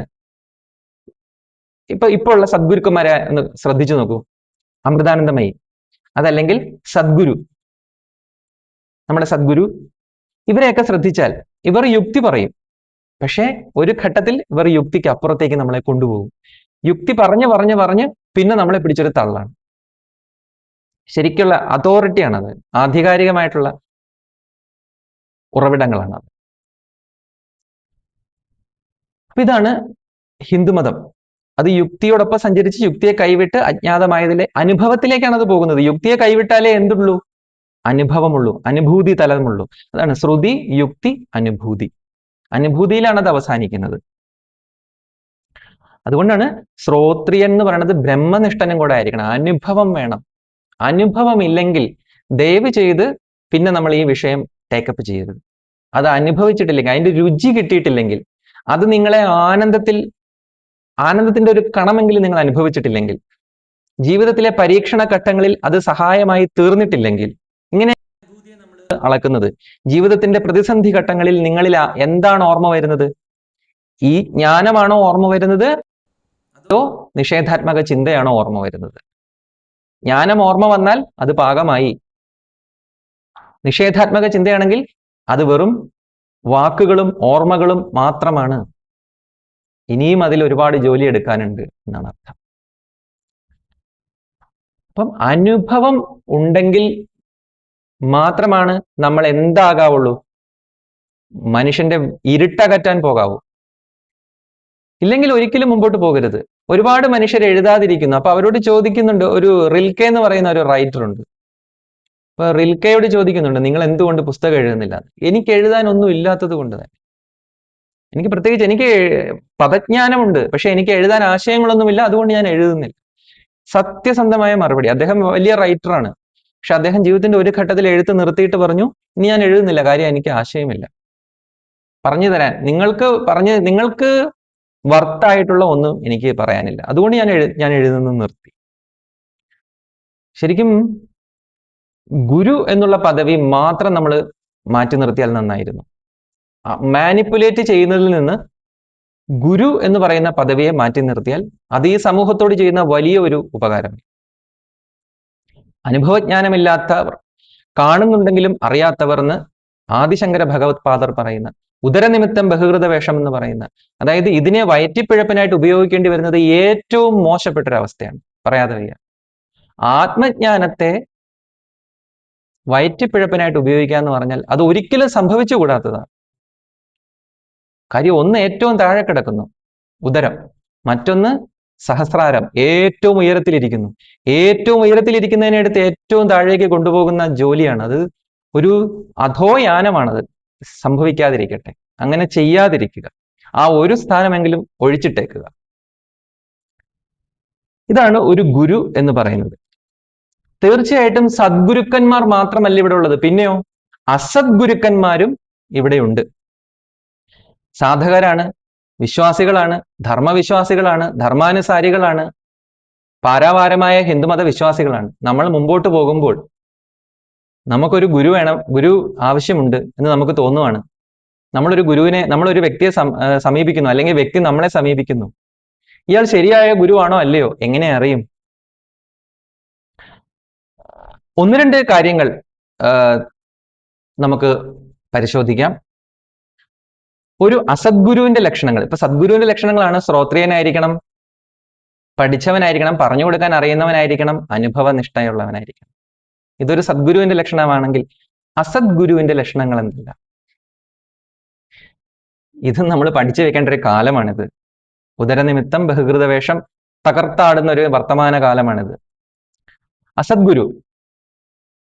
അസദ്ഗുരുവിന്റെ ആദ്യത്തെ ലക്ഷണം ഭയവും ആശ്രിതത്വവും സൃഷ്ടിക്കുക. ഞാൻ നേരത്തെ പറഞ്ഞു, നമ്മൾ നമ്മുടെ സമ്പൂർണം സമർപ്പിക്കാനാണ് ഒരു ഗുരുവിനെ തേടുന്നത്. അങ്ങേയറ്റം നിഷ്കളങ്കമായ ഒരു മനസ്സുമായിട്ടാണ് നമ്മൾ മറ്റൊരു മനുഷ്യന്റെ അടുത്തേക്ക് പോകുന്നത്. പണത്തിന് വേണ്ടിയല്ല, മറ്റൊന്നിനും വേണ്ടിയല്ല, ആത്മജ്ഞാനത്തിന് വേണ്ടി നമ്മളൊരു മനുഷ്യനെ സമീപിക്കുകയാണ്. അവിടെ നമുക്ക് പിടിച്ചു വെക്കാൻ ഒന്നും തന്നെ ഇല്ലെന്ന് നമുക്കറിയാം. അങ്ങനെ നിസ്സഹായനായി ഏറ്റവും വൾണറബിൾ ആയിട്ട് നിൽക്കുന്ന ഒരു മനുഷ്യനെ അവർക്ക് എന്ത് വേണമെങ്കിലും ചെയ്യാം. ഞാനതാ പറഞ്ഞേ, അത് ശരിയായ ഗുരു അല്ലെങ്കിൽ എന്ന് ഞാൻ അവിടെ ഒരു അർത്ഥോക്തിയിൽ നിർത്തിയത് അതുകൊണ്ടാണ്. ഇവരെ തിരിച്ചറിയുന്നത് ഇങ്ങനെയാണ്: ഭയം സൃഷ്ടിക്കും, ആശ്രിതത്വം സൃഷ്ടിക്കും. ഒരു ശരിയായ ഗുരു ഒരിക്കലും ഇത് രണ്ടും ചെയ്യില്ല. ഭയവും ജനിപ്പിക്കുകയില്ല, ആശ്രിതത്വവും ജനിപ്പിക്കുകയില്ല. ശരിയായ ഗുരു ഭയം ജനിപ്പിക്കും. ഇപ്പോൾ ഉള്ള ഗുരുക്കന്മാർ എങ്ങനെയാണ് ഭയം ജനിപ്പിക്കുക? കറപ്ഷന്റെ ഏറ്റവും വലിയ ഒരു ആയുധമാണ് ഭയം. നിങ്ങളൊരു സർക്കാർ ഓഫീസിൽ ചെന്ന് കഴിഞ്ഞാൽ അവിടെ ഇരിക്കുന്ന ആൾ കറപ്റ്റഡ് ആണെങ്കിൽ അയാൾ നിങ്ങൾ കൊണ്ടുവന്ന ഫയലിൽ ഇന്ന ദോഷങ്ങൾ ഉണ്ടെന്ന് പറഞ്ഞ് ഭയം ജനിപ്പിക്കുകയാണ് ആദ്യം ചെയ്യുക. ഭയം ജനിപ്പിക്കുന്നതോടുകൂടി അതിനെ തുടർന്ന് ഇയാളോടുള്ള ആശ്രിതത്വ ബോധം വരും. അവിടെ നിന്നാണ് ഇയാളുടെ മുതലെടുപ്പ് ആരംഭിക്കുന്നത്. ഈ ഒരു ലളിതമായ സമവാക്യമാണ് ഗുരുക്കന്മാരും ഉപയോഗിക്കുന്നത്, അസദ്ഗുരുക്കന്മാരും ഉപയോഗിക്കുന്നത്. അവർ ഭയം ജനിപ്പിക്കും. പല രീതിയിൽ ഭയം ജനിപ്പിക്കാം. ഭയം ജനിപ്പിക്കാൻ ഏറ്റവും എളുപ്പം നമുക്ക് ടാഞ്ചിബിൾ ആയിട്ട് തെളിവ് കൊണ്ടുവരാൻ പറ്റാത്തൊരു കാര്യം പറയുകയാണ്. ഉദാഹരണത്തിനകത്ത് നമ്മളൊരു ഗുരുവിന്റെ അടുത്ത് ചെന്നു, ഗുരു പറയാണ് നിങ്ങൾക്ക് യക്ഷിയുടെ ബാധയുണ്ട്, നിങ്ങളുടെ പുറകെ ഒരു യക്ഷിയുണ്ട്. നമുക്ക് തിരിഞ്ഞു നോക്കിയാൽ യക്ഷിയെ കാണാൻ പറ്റുമോ? പറ്റില്ല. നമ്മുടെ പുറകെ ഒരു യക്ഷിയുണ്ടെന്ന് അദ്ദേഹത്തിന് കാണാൻ നമുക്ക് കാണാൻ പറ്റുന്നില്ല. നമ്മൾ പെട്ടു, നമ്മൾ പേടിച്ചരണ്ടു. അതല്ലെങ്കിൽ പറയും നിങ്ങൾക്ക് കൈവിഷം തന്നിട്ടുണ്ട് എന്ന് പറയും. എന്ത് ചെയ്യും? നമ്മൾ ഒരുപാട് സ്ഥലത്ത് നിന്ന് ഭക്ഷണം കഴിക്കുന്നവരാ, ഒരുപാട് വീടുകളിൽ നിന്ന് ഭക്ഷണം കഴിക്കുന്നവരാ. നമ്മൾ ഹോട്ടലുകളിൽ നിന്ന് ഭക്ഷണം കഴിക്കേണ്ടി വരാറുണ്ട് ഈ കാലത്തൊക്കെ. അല്ലാണ്ട് വീട്ടിൽ നിന്ന് പൊതിച്ചോറ് എടുത്തുകൊണ്ട് പോകുന്ന കാലമല്ല ഇത്. അപ്പൊ ഈ കൈവിഷം തരാൻ ആർക്കും എളുപ്പമാണ്. ഇനി അങ്ങനെ ഒന്നും ഉണ്ടെങ്കിൽ, കൈവിഷം തന്നിട്ടുണ്ടെന്നൊരു ഗുരു പറഞ്ഞാൽ നമ്മൾ പേടിച്ചരണ്ടു, ഭയന്ന് കഴിഞ്ഞു.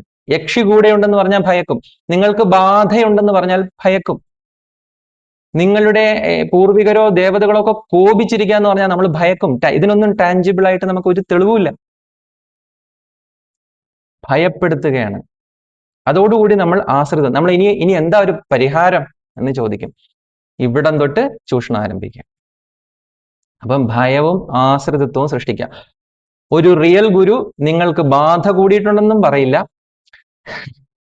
നിങ്ങൾക്ക് കൂടോത്രം തന്നു പറയില്ല, കൈവിഷം തന്നു പറയില്ല. ഇത്തരം വാക്കുകൾ കേട്ടാൽ റെഡ് ഫ്ലാഗ്. നമ്മളൊരു ഗുരുവിന്റെ അടുത്ത് പോയി ബാധ, യക്ഷി, കൂടോത്രം, കൈവിഷം, റെഡ് ഫ്ലാഗ്. അപ്പോഴേ സ്ഥലം കാലിയാക്കിക്കും. ഒരു സംശയവും വേണ്ട. ഗുരുവല്ല, വേറെ എന്താണെങ്കിലും അത് ഗുരുവല്ല. ശരിക്കും എന്താണ് ഭഗവത്ഗീതയിൽ പറയുന്നുണ്ട്? ഭഗവത്ഗീതയിൽ പറയുന്നത് ആരാൽ പ്രേരിതനായിട്ടാണ് ഞാൻ എനിക്കിഷ്ടമല്ലാഞ്ഞിട്ടും പാപങ്ങൾ ചെയ്യുന്നതെന്ന് ഭഗവത്ഗീതയിൽ ചോദിക്കുന്നുണ്ട്. ഈ ചോദ്യത്തിന് ഉത്തരം അർജുനൻ ചോദിക്കുന്ന ഈ മനോഹരമായ ചോദ്യത്തിന് ഉത്തരം ശരിയായ ജഗദ്ഗുരുവായ കൃഷ്ണൻ പറഞ്ഞു കൊടുക്കുന്നുണ്ട്. എന്താണ്? രജോ ഗുണത്തിൽ നിന്ന് വരുന്ന കാമവും ക്രോധവുമാണ് നിന്നെ കൊണ്ട് അത് ചെയ്യിക്കുന്നത്. നീ തന്നെയാണ് അർജുന അതിന് ചെയ്യുന്നത്. നിന്നെ കൊണ്ട് നീ തന്നെയാണ് ചെയ്യിക്കുന്നത് എന്ന് പറയുന്നുണ്ട്. നമ്മൾ ഇതേ ചോദ്യം ഒരു അസദ്ഗുരുവിന്റെ അടുത്ത് ചോദിച്ചെന്നിരിക്കട്ടെ, ആരാൽ പ്രേരിതനായിട്ടാണ് ഞാൻ പാപം ചെയ്യുന്നത്? അസദ്ഗുരു എന്ത് പറയും? നീ കൂടോത്രം കൊണ്ടാണ് നീ അത് ചെയ്യുന്നത്, അല്ലെങ്കിൽ നീ യക്ഷി നിന്നെ ബാധിച്ചിരിക്കുന്നു, ബാധ നിന്നെ കൂടിയിരിക്കുന്നു, അതുകൊണ്ടാണ് ചെകുത്താൻ നിന്നെ ആവേശിച്ചിരിക്കുന്നു, അതുകൊണ്ടാണ് നീ അത് ചെയ്യുന്നത്. ഇതാണ് വ്യത്യാസം. സദ്ഗുരുവും അസദ്ഗുരുവും തമ്മിലുള്ള വ്യത്യാസം ഇതാണ്. നിങ്ങളുടെ ഉള്ളിലേക്ക് നോക്കാൻ പ്രേരിപ്പിക്കുന്നവനാണ് യഥാർത്ഥ ഗുരു. പുറമേയാണ് കുഴപ്പമെന്ന് നിങ്ങളെ ധരിപ്പിച്ച് വശത്താക്കുന്നവനാണ് അസദ്ഗുരു. ഇത് ഒന്നാമത്തെ ലക്ഷണം. രണ്ടാമത്തെ ലക്ഷണം, കൃത്യമായ ക്ലിപ്തമായ ഫീസ്, ദക്ഷിണ വേണ്ട. ദക്ഷിണയല്ല, കൃത്യമായ മാർക്കറ്റ് റേറ്റ്, സ്വന്തം സേവനങ്ങൾക്ക് മാർക്കറ്റ് റേറ്റ് ഫിക്സ് ചെയ്താൽ ഉറപ്പിക്കാം ആത്മജ്ഞാനമല്ല അവിടെ ഉള്ളത്. ദക്ഷിണയ്ക്ക് പകരം ക്ലിപ്തമായ ഫീസ് ചോദിച്ചു വാങ്ങുന്നത് അസദ്ഗുരുവിന്റെ ലക്ഷണമാണ്. പിന്നെ ഇപ്പൊ കാണാറില്ലേ നമ്മൾ ഈ ഫേസ്ബുക്കിലൂടെ സ്ക്രോൾ ചെയ്ത് പോയി കഴിഞ്ഞാൽ ഒരു ഡസൻ പരസ്യങ്ങളെങ്കിലും വരും. ഇന്ന മന്ത്രം ദീക്ഷ സഹിതം നിങ്ങൾക്ക് കിട്ടും, ഇവിടെ ഒന്ന് ക്ലിക്ക് ചെയ്താൽ മതി. രഹസ്യ മന്ത്രമാണ്, ഏതോ പുസ്തകത്തിലുള്ള രഹസ്യ മന്ത്രമാണ് ഇത്. എൻ്റെ മുത്തച്ഛന്റെ മുത്തച്ഛനിൽ നിന്ന് പഠിച്ചതാണ്. ഈ രഹസ്യ മന്ത്രം ഉണ്ടെങ്കിൽ എല്ലാം ശരിയായി എന്ന് പറഞ്ഞ് മന്ത്രങ്ങൾ വിലക്കി വെക്കുക. രഹസ്യമായ മന്ത്രങ്ങൾ എന്ന് പറഞ്ഞ് മന്ത്രങ്ങൾ വിലക്കി വെക്കുക. വിലക്ക് വേറെ പേരുകളൊക്കെയാ പറയണത്, പക്ഷെ ഇറ്റ്സ് സിമ്പിൾ ബിസിനസ്. അങ്ങനെ എത്രയോ വാട്സപ്പ് ഇത് കാണാൻ പറ്റും ഫേസ്ബുക്കിൽ. അതിൽ ഞെക്കി കഴിഞ്ഞാൽ അടുത്ത ആ വാട്സപ്പ് ഗ്രൂപ്പിലേക്കാണ് നമ്മൾ പോകുന്നത്. സെല്ലിംഗ്, ഇതിന്റെ പേരാണ് വിൽപ്പന. ഇത് അസദ്ഗുരുക്കന്മാരുടെ ലക്ഷണമാണ്. സദ്ഗുരുക്കന്മാർ അവർക്ക് ഇത്തരം മന്ത്രങ്ങളൊന്നും പറഞ്ഞു തരാനില്ല. മഹാവാക്യങ്ങളായിരിക്കും അവർ പറഞ്ഞു തരിക. ഇതുപോലെ രഹസ്യ മന്ത്രങ്ങളൊന്നും ഇല്ല, മഹാവാക്യങ്ങളുണ്ട്. നിങ്ങളെ പൂർണ്ണമായ ബോധ്യത്തിലേക്കും സ്വാതന്ത്ര്യത്തിലേക്കും നയിക്കുന്ന മഹാവാക്യങ്ങൾ അവർ നമ്മുടെ കാതിൽ ഓതിത്തരും. അല്ലാതെ വേറെ രഹസ്യ മന്ത്രങ്ങളൊന്നുമില്ല. അതിന് പൈസയുമല്ല അവർ വാങ്ങണത്. അത് നിശ്ചിത ഫീസൊന്നുമില്ല. നിങ്ങൾക്കതിന് അർഹതയുണ്ടെന്ന് തോന്നിയാൽ മാത്രം. ഒരു ശരിക്കുള്ള ഗുരുവിന്റെ അടുത്ത് ചെന്ന് നോക്ക്, അപ്പൊ അറിയാം അതിന്റെ ബുദ്ധിമുട്ട്. അടുക്കാൻ പറ്റില്ല. ഒരു 100 സ്ക്രീനിങ് കഴിഞ്ഞിട്ടേ ആ ഗുരു നമ്മളെ സ്വീകരിക്കും. ഇതല്ല, ഒറ്റ ഒരു ഡിമാൻഡേ ഉള്ളൂ, പൈസ കൊടുക്കുക, സാധനം വാങ്ങുക, പോവുക. മൂന്നാമത്തെ ഇതെന്ന് പറഞ്ഞാൽ അറിവിനെ ഒരു കച്ചവട ചരക്കാക്കി മാറ്റുക. Pure business. പ്യോർ ബിസിനസ് എവിടെ കണ്ടാലും അത് അസദ്ഗുരുവാണ്, ഗുരുവല്ല. വേറെ എന്തൊക്കെയായാലും ഗുരുവല്ല. ഒരു ട്യൂഷൻ സാറ് അല്ലേ, അതല്ലെങ്കിൽ എന്തെങ്കിലുമൊക്കെ ഒന്ന് പഠിപ്പിച്ചു കൊടുക്കുന്ന ഒരാള്, ഒരു കോച്ച്, അങ്ങനെ വിളിച്ചാൽ മതി. നമ്മൾ ഈ തനുവും മനവും ധനവും ഒക്കെ സമർപ്പിക്കേണ്ട ആളല്ല അത്. പിന്നെ ഇവരുടെ ലക്ഷണം എന്ന് പറഞ്ഞാൽ അഹംഭാവവും ആത്മപ്രശംസയും. ക്ലാസ്സിൽ പകുതിയിലധികം അഹംഭാവവും ആത്മപ്രശംസയായിരിക്കും. അപ്പൊ ഇതിന്റെ ബാക്കി എന്താണ്? മറ്റുള്ള ഗുരുക്കന്മാരെ കുറിച്ചിട്ടുള്ള പരദൂഷണങ്ങൾ. ഇത് അസദ്ഗുരുക്കന്മാരുടെ ലക്ഷണമാണ്. ഒരു ശരിയായ ഗുരു ഒരിക്കലും മറ്റൊരു ഗുരുവിനെ കുറിച്ച് ദൂഷണം പറയില്ല.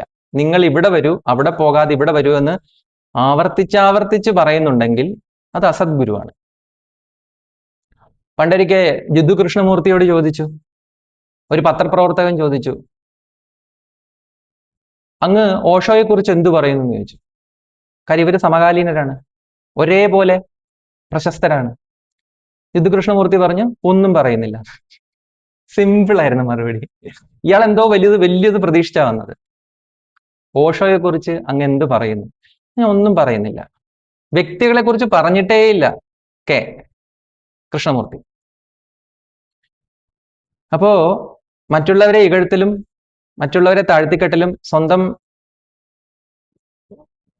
കാര്യങ്ങൾ പൊക്കിപ്പറയലും ഒക്കെ അസദ്ഗുരുക്കന്മാരുടെ ലക്ഷണമാണ്. ഇതെന്തിനാണ് ചെയ്യുന്നത്? ശിഷ്യന്മാരിൽ സ്വതന്ത്ര ചിന്തയുണ്ടാക്കുന്നതിന് പകരം അന്ധമായ ആരാധനാ മനോഭാവം സൃഷ്ടിക്കാനാണ് ഈ തന്ത്രം അവർ ഉപയോഗിക്കുന്നത്. പിന്നെ അവരുടെ ഒരു ലക്ഷണമാണ് ശാസ്ത്രജ്ഞാനത്തെ വ്യക്തിഗതമായ താല്പര്യങ്ങൾക്ക് വേണ്ടി വളച്ചൊടിക്കുക, ട്വിസ്റ്റ് ചെയ്യുക എന്നുള്ളത് ഇവരുടെ ഒരു ലക്ഷണമാണ്. ധാരാളം എക്സാമ്പിൾ ഉണ്ട്. സ്ക്രിപ്ചറിൽ അല്ലെങ്കിൽ ഗ്രന്ഥങ്ങളിൽ അർത്ഥശങ്കയ്ക്കിടയില്ലാത്ത വിധം പറഞ്ഞിട്ടുള്ള കാര്യങ്ങളെ തങ്ങളുടെ താല്പര്യങ്ങൾക്ക് വേണ്ടി അതിന്റെ എതിർദിശയിലേക്ക് കൊണ്ടുപോകാൻ ഇവർക്ക് പ്രത്യേക കഴിവുണ്ട്. ഇത് അസദ്ഗുരുക്കന്മാരുടെ ലക്ഷണമാണ്. മറ്റൊന്ന് വിഭാഗീയത വളർത്തുക. ആദ്യം ഭയം വളർത്തുക, ആശ്രിതത്വബോധം വളർത്തുക. പിന്നൊന്നെന്ന് പറഞ്ഞാൽ വിഭാഗീയത വളർത്തുക. ഞങ്ങളും നിങ്ങളും എന്നുള്ള വേർതിരിവ് അതിശക്തമായിട്ട് കൊണ്ടുവരിക. ചേരി തിരിഞ്ഞ് ചിന്തിക്കാൻ, ഞങ്ങളുടെ ആൾക്കാര് നിങ്ങളുടെ ആൾക്കാര്, ഞങ്ങൾ ഇന്ന ഗുരുവിന്റെ ആൾക്കാര് നിങ്ങൾ ആ ഗുരുവിന്റെ ആൾക്കാര് എന്ന് ചേരി തിരിഞ്ഞ് ചിന്തിക്കാൻ പ്രേരിപ്പിക്കുന്ന വിധം നമ്മളെ ഗ്രൂപ്പുകളായി തിരികുന്നുണ്ടെങ്കിൽ അസദ് ഗുരുവാണെന്നുള്ള കാര്യത്തിൽ ഒരു സംശയമില്ല. നിങ്ങൾക്ക് അറ്റ് ദ മോസ്റ്റ് ഒരു ഫാൻ ആയിട്ടിരിക്കാം, ഒരു ഫാൻ ബോയ് ആയിട്ടിരിക്കാം, അല്ലാതെ ഒരു ശിഷ്യൻ ചെയ്യേണ്ട ഒന്നും തന്നെ അവിടെ ചെയ്യേണ്ടതില്ല. അസദ് ഗുരുക്കന്മാരാണ്. എത്രയും പെട്ടെന്ന് അവിടുന്ന് വിട്ടുപോകാമെങ്കിൽ അത്രയും നല്ലത്. ആധികാരികതയുള്ള ശരിയായിട്ടുള്ള ഗുരുക്കന്മാരുടെ അടുത്തേക്ക് പോവുക. അങ്ങനെയുള്ളവരെ സമീപിക്കുമ്പോൾ അറിയാം ചൂടെന്താണെന്ന്. സൂര്യനെ സമീപിക്കുന്ന പോലെയാണ് ശരിയായ ഗുരുക്കന്മാർ. അസദ് ഗുരുക്കന്മാർ എന്ന് പറഞ്ഞാൽ ഇറ്റ്സ് സിമ്പിൾ, മണി, പൈസ മാത്രമാണ് അവിടുത്തെ സ്ക്രീനിങ്. ഇത്രയും അസദ്ഗുരുക്കന്മാരുടെ ഒരു ലക്ഷണമായിട്ട് പറഞ്ഞു. ഇനി ഈ അസദ്ഗുരുക്കന്മാരെ ഇങ്ങനെ ത്രൈവ് ചെയ്യുന്നത്, അവരിങ്ങനെ വളരുന്നുണ്ടെങ്കിൽ അതിന് വളം വെച്ചു കൊടുക്കുന്നത് ആരാണ്? അർഹതയില്ലാത്ത ശിഷ്യന്മാരാണ്, ഫാൻ ബോയ്കളാണ്. എന്താണ് വാസ്തവത്തിൽ ഒരു ശിഷ്യന് വേണ്ട ഗുണങ്ങൾ? അതും കൂടെ അറിഞ്ഞാൽ മാത്രമേ ഈ ക്ലാസ് പൂർണ്ണമാവൂ. ഒരു ശിഷ്യൻ എങ്ങനെയായിരിക്കും, എപ്പോഴാണ് നമ്മളൊരു ഗുരുവിനെ തേടുന്നത്? ഏത് ഘട്ടത്തിൽ, ജീവിതത്തിലെ ഏത് ഘട്ടത്തിലാണ് നമ്മളൊരു ഗുരുവിനെ തേടേണ്ടത്?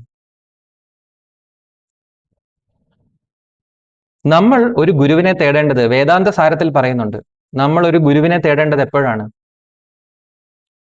ശിരസിന് തീ പിടിച്ച ഒരു മനുഷ്യൻ ജലാശയത്തെ എന്ന പോലെയാണ് ഒരു മനുഷ്യൻ ഗുരുവിനെ തേടേണ്ടത് എന്ന് കൃത്യമായിട്ട് പറയുന്നുണ്ട് വേദാന്ത സാരം എന്ന ഗ്രന്ഥത്തിൽ. അല്ലാണ്ട് നമ്മുടെ ആത്മീയ ജീവിതത്തിന്റെ തുടക്കത്തിൽ തന്നെ നമ്മൾ തേടേണ്ടതല്ല ഗുരുവിനെ. ഒരു ഗുരു വരട്ടെ ബാക്കി അന്നേരം തുടങ്ങാമെന്ന് അങ്ങനെയല്ല നിങ്ങൾ ധരിക്കേണ്ടത്. നിങ്ങൾ തുടങ്ങൂ. നമുക്ക് തനിച്ചിരുന്ന് തന്നെ ചെയ്യാൻ ഒരുപാട് കാര്യങ്ങളുണ്ട്. അതിനുശേഷം നമുക്ക് അർഹത ഉണ്ടാകുമ്പോഴാണ് ഗുരു വരേണ്ടത്. അല്ലാതെ നമ്മുടെ ജീവിതയാത്രയുടെ തുടക്കത്തിൽ തന്നെ നമ്മൾ ഒരു ഗുരുവിനെ ചൂസ് ചെയ്യുന്നു, സെലക്ട് ചെയ്യുന്നു, എന്നിട്ട് നമ്മുടെ യാത്ര ആരംഭിക്കുന്നു എന്നുള്ളത് തെറ്റിദ്ധാരണയാണ്. ഇവിടെ എന്താണ് പറയുന്നത്? ശിരസിന് തീ പിടിച്ച ഒരാൾ ജലാശയം എന്ന പോലെ. ശിരസിന് തീ പിടിച്ചു കഴിഞ്ഞാൽ നമുക്ക് മറ്റു വല്ല ചിന്തകളും ഉണ്ടായിരിക്കുമോ? ഒന്നും ഉണ്ടായിരിക്കില്ല. നേരെ നമ്മൾ ജലാശയത്തിലേക്ക് ഒരു മുതലക്കൂപ്പ് നടത്തും. അങ്ങനെ നടത്തിയിട്ടേ കാര്യമുള്ളൂ. ഇവിടെ ശിരസിന് തീ പിടിക്കുക എന്നുള്ളത് കൊണ്ട് എന്താ ഉദ്ദേശിച്ചിരിക്കുന്നത്? ഈ ജീവിതത്തിന്റെ യാതനകൾ അനുഭവിച്ച ഒരാളാണ് ശരിയായ ശിഷ്യൻ. അല്ലാതെ കൗതുകത്തിൽ നിന്നല്ല ശിഷ്യത്വം ഉണ്ടാകേണ്ടത്. നമ്മൾ ജീവിതത്തിൽ 2 പ്രാവശ്യം സത്യം അന്വേഷിക്കും. ഏതൊക്കെയാണ് ആ 2 പ്രാവശ്യം? ഒന്ന്, കൗതുകം കൊണ്ട്, വെറും കൗതുകം കൊണ്ട് നമ്മൾ സത്യം എന്തെന്ന് അന്വേഷിക്കും.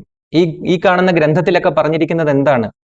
സത്യം എന്താണ്? അത് കേൾക്കാൻ നല്ല ഇമ്പമുണ്ട്, അതുകൊണ്ട് അത് കേട്ടുകൊണ്ടേയിരിക്കും. ഇതാണ് ജീവിതത്തിലെ ആദ്യത്തെ ഘട്ടം. അത് കാണാതെ പഠിക്കുക, അത് ഉരുക്കഴിച്ചുകൊണ്ടിരിക്കുക, ആവർത്തിച്ചുകൊണ്ടിരിക്കുക, ആ ഗ്രൂപ്പിൽ ചേരുക. ഇത് കൗതുകങ്ങളുടെ കാലമാണ്. രണ്ടാമതൊരു ഘട്ടമുണ്ട് ജീവിതത്തിൽ. രണ്ടാമത് എപ്പോഴാണ് നമ്മൾ സത്യത്തെ അന്വേഷിക്കുന്നത്?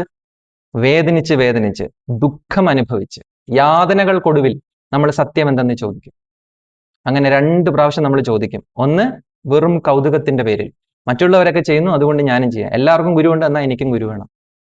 ഇത് കൗതുകം. രണ്ടാമതൊരു പ്രാവശ്യം കൂടി നമ്മൾ സത്യം അന്വേഷിക്കും, ഗുരുവിനെയും തേടും. എങ്ങനെയാണ്? വേദനയിൽ നിന്ന്, യാതനയിൽ നിന്ന്, ദുഃഖത്തിൽ നിന്ന്, ദുരിതങ്ങളിൽ നിന്ന്. ഈ ലോകം, ഇതിനെക്കുറിച്ച് ഭഗവാൻ ഗീതയിൽ പറയുന്നുണ്ട്, അശാശ്വതമാണ്, അനിത്യമാണ്, അസുഖമാണ്, ദുഃഖാലയമാണ്. ഇങ്ങനെ ആവർത്തിച്ച് അദ്ദേഹം പറയുന്നുണ്ട് ഭഗവാൻ. അതാണെന്ന് നമ്മൾ അനുഭവിക്കണം. അത് കൃഷ്ണൻ പറഞ്ഞതുകൊണ്ട് നമ്മൾ അത് വിശ്വസിക്കണ്ട. അത് അങ്ങനെയാണെന്ന് നമ്മുടെ അനുഭവത്തിൽ വരണം. ഈ ലോകം ദുഃഖാകുലമാണ്, ഈ ലോകം ദുഃഖാലയമാണെന്ന് നമ്മൾ അനുഭവിച്ചിട്ട് വേണം നമ്മളത് അറിയാൻ. അങ്ങനെ അനുഭവിക്കുന്ന മനുഷ്യന് ജനനം, മരണം, വാർദ്ധക്യം, രോഗം, ഇങ്ങനെയുള്ള ദുഃഖം, ഇതെല്ലാം ദുഃഖമാണെന്ന് കാണാൻ കഴിയും. ജനിക്കുന്നത് ദുഃഖമാണ്, മരിക്കുന്നത് ദുഃഖമാണ്. ഇതിനിടയ്ക്ക് വാർദ്ധക്യം വരുന്നത് ദുഃഖമാണ്, രോഗം വരുന്നത് ദുഃഖമാണ്. ഇതെല്ലാം കഴിഞ്ഞിട്ട് പിന്നെ എവിടെയാണ് നേരം? എങ്ങും നേരമില്ല. ഇങ്ങനെ ജീവിതം ദുഃഖമയമാണെന്നും ഉള്ള അസ്തിത്വ പ്രതിസന്ധിയിലൂടെ നമ്മൾ കടന്നു പോകണം. ജീവിതത്തിന് ഇത്ര മാത്രമേ അർത്ഥമുള്ളൂ, ഇങ്ങനെ വേദനിക്കാൻ വേണ്ടി മാത്രം ജനിച്ചവരാണോ മനുഷ്യർ? ജീവിതത്തിന് ഇതിനപ്പുറത്തേക്ക് ഒരു അർത്ഥമില്ലേ? ഈ കാണുന്ന അർത്ഥകാമങ്ങൾക്കപ്പുറം ജീവിതത്തിന്റെ മറ്റൊരു തലവും അതിനില്ലേ? ഇങ്ങനെ നമ്മുടെ മനസ്സിൽ നിർവ്യാജമായിട്ട് ഇത്തരം ചിന്തകൾ കടന്നു വരണം ഒരു ഘട്ടത്തിൽ. അതെപ്പോഴാ വരിക? സാധകനാകുമ്പോൾ മാത്രമേ അത് വരുള്ളൂ. സത്വഗുണപ്രധാനമായ സാധക സ്റ്റേജിൽ എത്തുമ്പോൾ മാത്രമേ നമ്മുടെ ഉള്ളിൽ അത്തരം ചോദ്യങ്ങൾ വരികയുള്ളൂ. അതുവരെ നമ്മൾ അന്തസ്സായിട്ട് അധ്വാനിച്ച് കാമം പൂർത്തീകരിച്ച് അർത്ഥം സമ്പാദിച്ച് ലോകത്തെ സേവിച്ച് ഇവിടെ ജീവിക്കുക. ആരുടെയും കാലില്, ആരുടെയും ചെരുപ്പ് ചുമക്കാൻ പോകരുത്, ആർക്കും ഫീസ് കൊടുക്കാൻ പോകരുത്. ആര് പേടിപ്പിച്ചാലും സ്വന്തം ആത്മവിശ്വാസമുള്ളവൻ ഭയക്കുകയില്ല. യക്ഷി, പ്രേതം, മാടൻ, മറുത, ഇങ്ങനെ ഒന്നും പറഞ്ഞാലും ഭയക്കരുത്. സ്വന്തം കർമ്മഫലം വന്നാൽ അത് അനുഭവിച്ചോണം അന്തസ്സായിട്ട്. അല്ലാണ്ട് അതിന് യക്ഷിയാണ്, ബാധയാണ്, കൂടോത്രമാണ് എന്നൊക്കെ പറയുന്നത് നാണക്കേടാണ്, നാണം കെട്ട പരിപാടിയാണ്. കർമ്മഫലം അനുഭവിക്കാനാണ് മനുഷ്യൻ ഇവിടെ ജനിക്കുന്നത്. കർമ്മഫലം അനുഭവിക്കുക, പുതിയ കർമ്മങ്ങൾ സഞ്ചയിക്കാതിരിക്കുക, ആത്മജ്ഞാനം നേടി മോചനം പ്രാപിക്കുക. ഇതാണ് ഇവിടെ സനാതനമായി നിലനിൽക്കുന്ന ധർമ്മം. അപ്പോ ശിഷ്യൻ എന്ന് പറയുന്നത് എപ്പോഴാണ്? നമ്മൾ അസ്തിത്വ പ്രതിസന്ധി വരുമ്പോഴാണ്, ജീവിതം ദുഃഖമാണെന്ന് അറിയുമ്പോഴാണ് നമ്മൾ ഗുരുവിൻ്റെ അടുത്ത് ചെല്ലേണ്ടത്. അങ്ങനെ ചെന്നില്ലെങ്കിൽ എന്താണ്? കൗതുകം മൂത്ത് ചെന്നാൽ നമ്മൾ തീർച്ചയായിട്ടും എത്തിച്ചേരുക അസദ്ഗുരുവിലായിരിക്കും. ഒരു സംശയം വേണ്ട. കൗതുകമല്ല, നിങ്ങൾ ജീവിതത്തിൽ വേദനിച്ച് തകർന്ന് തരിപ്പണമായിടത്ത് നിന്ന് നിങ്ങൾ സത്യം അന്വേഷിക്കുക. ആദ്യം ഗുരുവിനെ അല്ല അന്വേഷിക്കേണ്ടത്, സത്യം എന്താണെന്ന് അന്വേഷിക്കൂ. ഈ ജീവിതത്തിലെ അർത്ഥം എന്താണെന്ന് അന്വേഷിക്കുക. അപ്പോഴാണ് ഒരു ഗുരു വരുന്നത്. ഇങ്ങനെ ചോദ്യം ചോദിക്കുന്ന ഒരാളെയാണ് ഗുരു തേടി ഇങ്ങോട്ട് വരുന്നത്. അല്ലാണ്ട് ഗുരുവിനെ അല്ല അന്വേഷിക്കേണ്ടത്. ഇപ്പോ ഛാന്തോഗ്യ ഉപനിഷത്തിലെ ഒരു കഥയുണ്ട്. ഗാന്ധാര ദേശത്ത് കിടന്നുറങ്ങിയ ഒരാളെ ഉറക്കത്തിൽ കണ്ണുകെട്ടി കുറച്ചു പേർ ദൂരെ ഒരു സ്ഥലത്ത് കൊണ്ടുവന്ന് വിട്ടു. എന്നിട്ട് അവരങ്ങ് പോയി. ഇയാൾ അവിടെ കിടന്ന് വലിയ കരച്ചില്. അങ്ങനെ ഇയാളുടെ കരച്ചില് കേട്ട് ഒരാൾ ഓടി വന്ന് ഇയാളുടെ കണ്ണ് അഴിച്ചു, അതുപോലെ കയ്യിലെ കെട്ടൊക്കെ അഴിച്ച് അയാളെ സ്വതന്ത്രനാക്കി. എന്നിട്ട് ചോദിച്ചു, നിങ്ങളുടെ വീട് എവിടെയാണ്? അപ്പൊ പറഞ്ഞു, എന്റെ വീട് ഗാന്ധാരത്താണെന്ന് പറഞ്ഞു. എങ്കിൽ ഇതുവഴി നേരെ പോയി വലത്തോട്ട് തിരിഞ്ഞു നടന്നാൽ നിങ്ങൾക്ക് ഗാന്ധാരത്തെത്താം എന്ന് പറഞ്ഞു. അയാൾ നടന്നു പോകുന്ന വഴിക്ക് അയാൾ ഗ്രാമങ്ങളിലൂടെയാണ് കടന്നു പോകുന്നത്. അവിടെ എല്ലാം അയാൾ ഗാന്ധാരത്തെ കുറിച്ച് ചോദിച്ച് ഗാന്ധാരത്തെത്തുന്നു. ഇതാണ് ഛാന്തോഗ്യത്തിൽ പറയുന്ന ഉപമ. ഗുരു ശിഷ്യനെ എങ്ങനെ ആയിരിക്കണം എന്നുള്ളതിന്റെ കൃത്യമായ ഉപമയാണിത്. എപ്പോഴാണ് ഗുരു നമ്മളുടെ അടുത്തേക്ക് വന്നത്? നമ്മളെ കണ്ണുകെട്ടി കൈകെട്ടി വിജനതയിൽ കൊണ്ടുപോയി ഉപേക്ഷിക്കപ്പെട്ട സമയത്താണ്.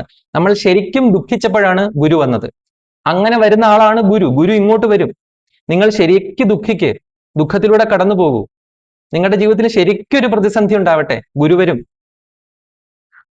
എന്നിട്ട് ഗുരു വന്ന് ആദ്യം ചെയ്യുന്ന എന്താണ്? നമ്മുടെ അജ്ഞാനത്തിന്റെ കെട്ടഴിച്ചു മാറ്റുന്നു, നമുക്ക് അറിവ് പകർന്നു തരുന്നു. എന്നിട്ട് രണ്ടാമത് എന്താണ്? ഈ അറിവ് വെച്ച് നമ്മൾ എന്ത് ചെയ്യണം? യാത്ര ചെയ്യണം. അത് ഒറ്റയ്ക്കാ ചെയ്യേണ്ടത്. അത് ഗുരുവിന് കൂടെ വരാൻ പറ്റില്ല. ഈ കാണുന്ന എല്ലാ ശിഷ്യന്മാരുടെയും കൂടെ ഗുരുവിന്, ഒരാൾ ഗാന്ധാരത്തിൽ നിന്നാണെ വേറൊരാള് ഇപ്പുറത്ത് കന്യാകുമാരി നിന്നാണെ തീർന്നില്ലേ? അപ്പൊ എല്ലായിടത്തേക്കും പോകാൻ ഗുരുവിന് പറ്റില്ല. അല്ല, ഈ ആത്മീയ യാത്ര എന്ന് പറയുന്നത് തനിച്ചാണ്. അപ്പൊ ഗുരു നമ്മളെ വഴി കാണിച്ചു വിടുന്നു, നമ്മൾ തനിച്ച് നടക്കണം. അങ്ങനെ നടന്നു പോകുമ്പോൾ വീണ്ടും ഗുരുക്കന്മാരെ കണ്ടുമുട്ടേണ്ടി വരും. ചിലപ്പം ഗാന്ധാരത്തേക്കുള്ള വഴി ചോദിക്കണം, പറഞ്ഞു തരും, വീണ്ടും നടക്കണം. ഇങ്ങനെ സ്വന്തം ആത്മവിശ്വാസം വേണം. തന്നിൽ തന്നെ വിശ്വസിച്ചുകൊണ്ടാണ് നമ്മൾ മുമ്പോട്ട് പോകേണ്ടത്. മറ്റൊരാളെ അന്ധമായി ഫോളോ ചെയ്യുന്നതല്ല ഹിന്ദുമതം. തന്നിൽ തന്നെ വിശ്വസിക്കുക, തന്റെ വിധിയിൽ വിശ്വസിക്കുക, ഈശ്വരനിൽ വിശ്വസിക്കുക, അങ്ങനെ മുമ്പോട്ട് പോവുക. ഇവിടെ ഒരു ധർമ്മമുണ്ട്, സനാതനമായ ധർമ്മമാണ്, ഒരിക്കലും നശിക്കാത്ത ധർമ്മമാണ്. അതിനിടയിൽ വരുന്ന പുഴുക്കുത്തുകളെ കരുതിയിരിക്കാനുള്ളതായിരുന്നു ഇന്നത്തെ ക്ലാസ്. അപ്പൊ ഇതാണ് ഉദരനിമിത്തം ബഹുകൃത വേഷം എന്ന് ആചാര്യസ്വാമികൾ പറയുന്നത് ഇത്തരക്കാരെ ഉദ്ദേശിച്ചിട്ടുള്ളതാണ്. ഇപ്പോ നിങ്ങൾക്ക് ഇതിനെക്കുറിച്ചിട്ടുള്ള ഒരു ധാരണയായിട്ടുണ്ട്. നമ്മുടെ ഇന്നത്തെ ക്ലാസ് ഇവിടെ പൂർണ്ണമാകുന്നു. ഇനി നിങ്ങളിൽ ഓരോരുത്തർക്കുമുള്ള സമയമാണ്.